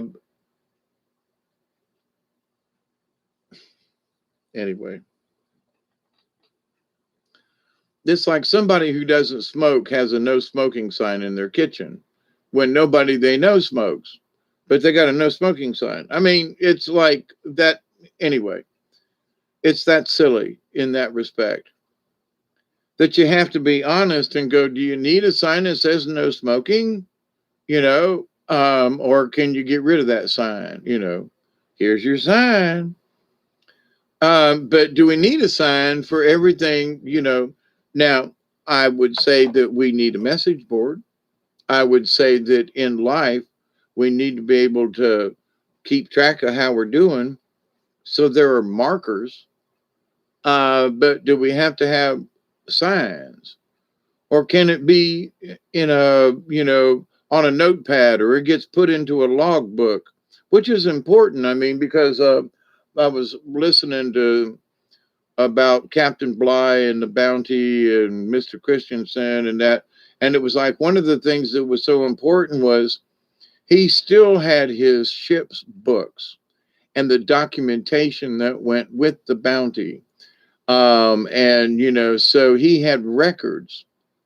So, and in those records, was how the story was told. So, but without those records, without that, those diaries, etc., the ship's log, there would be no understanding of anything, right? It was diaries and so forth. So, if you need to write down certain events and certain things, that's important. But you don't drag them along with you everywhere that you go. Your diary sits in the place, and when you write in it, and once in a while you might reflect on it, as I do many. Oh God, there's so much stuff I've written over the years. I could probably put 2 books together, easy. But I don't. I do this. I used to ascribe to be a writer. And then I just said, yeah, what the hell,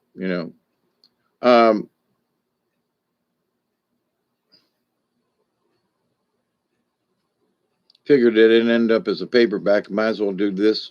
If anybody wants to transcribe that, which would I have talked about, would make a good book, right? Here's another 4 hours worth of stuff, right? How many pages is that in dialogue? I used to be able to answer that, but anyway, depends on how fast you speak. But in this understanding of the crow, reminding us of natural law and not common law, bear and going into the void and hearing the answers that are there. And the thing about what folks, I talked about this 4 hours ago, and I started out with this, and I said, finding that place within can be 5 minutes in a corner somewhere. When I was in jail, and I'm not going to go all the way back through that, but when I was in jail, there was always noise. There was always something going on, but I could always find a place that I could have my quiet time in the middle of the jail, and I could go back in the corner in the back of the stock room and sit for a few minutes Even though there's noisy and there's stuff going on and we're right next to the interstate and there's honking going on outside and, there's stuff. But then you're able to find that quiet spot. It doesn't matter if there's noise. It's your place. It's yours, and you've got control over it.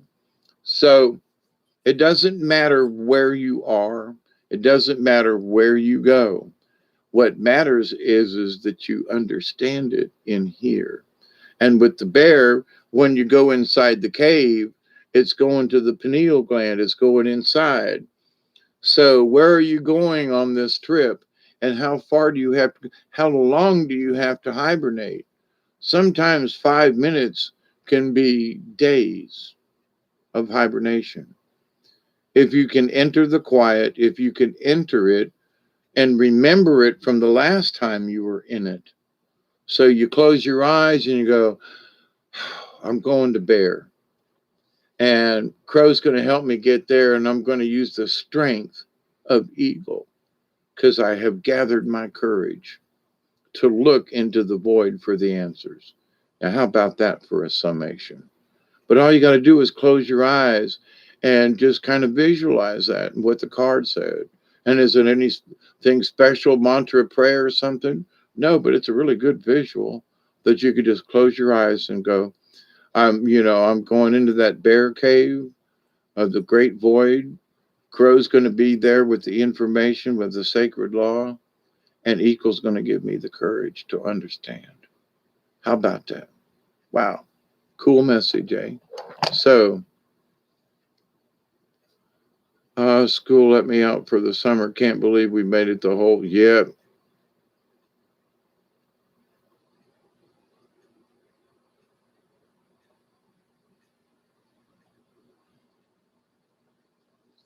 But anyway, so it's early this morning and I threatened to get off of here an hour ago, but at least 20 minutes ago. And I really am tired and hungry and I've run out of something to drink. So I love you all. Thank you so much for considering being here. And please consider the simple things we've talked about and consider, I'm always learning. So don't think that you have, learned so much that there's nothing else because that's the ego that'll step in and slap you upside the head and show you differently. So, I realize that I'm much better and much different than I was many years ago and how I've changed. But I also understand that for whatever it is, I still have more to learn because there's so many levels to this understanding. And so, anyway, it's good information for all of us. Oh, yeah. Thank you, Barry. Thank you, Michelle. I'm glad I'm here too, and I'm glad that, some of these talks actually help people to stop and think, because like I said, I'm not getting anything out of it. I don't want anything out of this except the understanding that maybe some folks will just stop and think and go, wait a minute. It is a really and true and honest thing that each person can attain. But it takes diligence on each person's part. It takes the honesty and you will learn humility and what honor really is along the way if you follow this. And there are many things in the spiritual realm that just learning that, to be in that stillness will teach you in the long run. It's just amazing. So it ain't just one thing, but it's a big, giant step when you get there to what comes next. And so, as I've said before, there are people who are trying to take the next step, but they haven't figured out this one yet. And I'm praying hard these folks will get it. But in a lot of ways, they're overreaching. They're trying to push the river, and but because they're not listening to themselves. They keep like what card was it? If you keep looking outside, you've lost your own power. And that's so true, because I think there are people who are still searching. I mean, searching for spiritual awareness and stuff.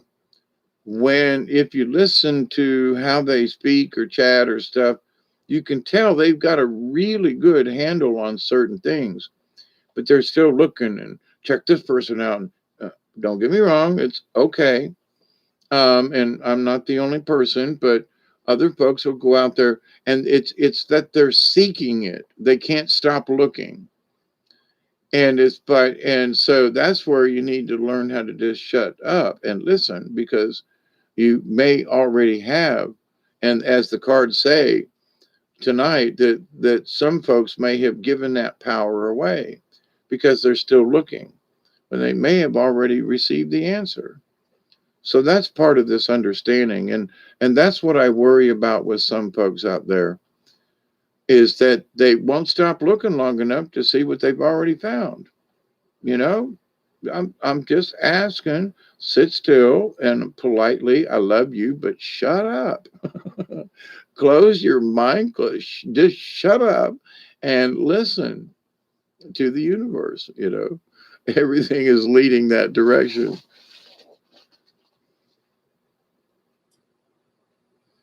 Yeah, I hope I never, quit learning. And in having this discussion, there are different levels of stuff that as I mentioned 4 hours ago, that I've just been taken for granted. That I realized, wow, I've been doing this for a long time. And I mean, no, like I'm better than anybody, but I have, if you practice shuffling cards for 40 years, you can probably do card tricks. You know what I mean? So, if you've been, anyway, but if you've done something for long enough time, it just comes secondhand. It's second nature. It becomes a part of you. So in these discussions that I have with y'all, I realize, holy crap, just how long I really have been doing this shit. Holy crap. Wow. And I really have. Holy crap, And here's another angle on that, from my point of view, from a different angle, from a different time zone, or situations or whatever. So yeah, I'm learning, absolutely. And I'm learning better to discern whatever is out there for me to, what gets my energy and what doesn't. you know and I flat out, you can't have my energy without my permission. So, and just put that warning sign on. Um Pretend you have an app in your brain that goes off every time your energy starts to go off on a tangent where it really and honestly don't need to go. Go through your phone and delete some of them apps you really don't need. I mean, there are things that you need to be honest about to regain your control of all of you. So anyway, I love you all. It's 4:12 hours wise, and it's 4:49, 4:50. That sounds like a good number. Have a good Saturday. Have a good Sunday. We'll chat soon. I can't believe how those cards turned out, and but anyway. So there you go, my dear friends. So I continue to pray. I really do, each and every day, that each and every one of you, your friends, your family, all of your relatives and relations, past, present, and to come, will continue to learn how to accept and receive, and to reject them nasty things, but to continue to learn to accept and receive the knowledge, the healing, and the wisdom and the blessings from the universe. Every day that I put my feet out on the ground and I go out to see that gaggle of cats that I have in my yard, I continue to pray each and every day that each and every one of you, your friends or family, and all them folks you may come in contact with, that you will continue to learn to accept and receive the knowledge, the healing, the wisdom, and the blessings from the universe. And in that law of three that always tickles me, I continue to pray that each and every one of you will continue your journey, your spiritual journey, and continue to learn to accept and receive the knowledge, the healing, the wisdom, and the many blessings from the universe, and that you will continue to learn how to reject those things which are simply not necessary in your life, and that you will be bluntly honest with yourself and take the no smoking sign down or whatever it is, that may be too obvious, uh, unless it's an antique sign from a famous place where it hung. But anyway, but to that point, it may be art. But Brandy, Michelle, Esty, uh, night to you, Brandy and Lady Spitfire, awkwardly shy and fashionably late. Yeah, and my other shorts have got a hole in them. What's that got to do with it? Nothing. I just thought I'd share that. Nothing. It has nothing to do with anything. So have a happy day as much as possible, and don't let people,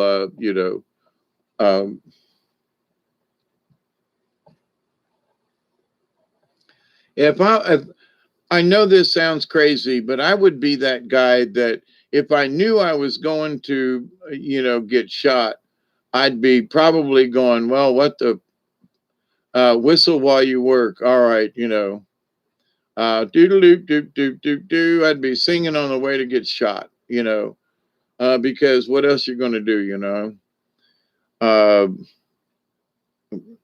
get my head chopped off, and I'd be, saying the queen was an ugly pig, or a pretty pig or something, you know, and let the queen eat cake. But anyway, yeah, eat well and rest well.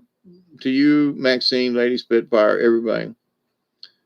It has everything to do with price of eggs in China. Yeah, I bet you. And I think I'm going to go make me some scrambled eggs for a late supper breakfast. But anyway, early breakfast. All right, everybody. So be safe. So as I always do, I say TTFN, ta for now, from South Georgia. And honestly, be safe. And cheers, everybody. And remember, believe, believe, believe, believe. Have faith. So many folks are losing their faith in just the simplest of things. Have faith in yourself, if nobody else. And that doesn't mean to be selfish. But if you can't trust or have faith in anybody else, make sure you have it in yourself and you're strong with that. So, anyway, be safe, everybody, and we will talk to you soon. Cheers. Keep it between the ditches, and we'll see how things go in the next day or two, and I'll do some more cards, okay? But anyway, interesting reading for tonight. Be safe, everybody. And to the end of stream, I want to say thank you, Bob. We had a little bit of shaky time, but it looks like we made it to the end. Miss Delaney, as always, Michelle, Barry, Maxine, and if I missed anybody, Esty, I see you up there somewhere. And anybody else hanging out in the background. Yes, Michelle. Ween, be safe, be safe, be safe. And believe, believe, believe, believe, believe. Keep the faith. Till next time, bye.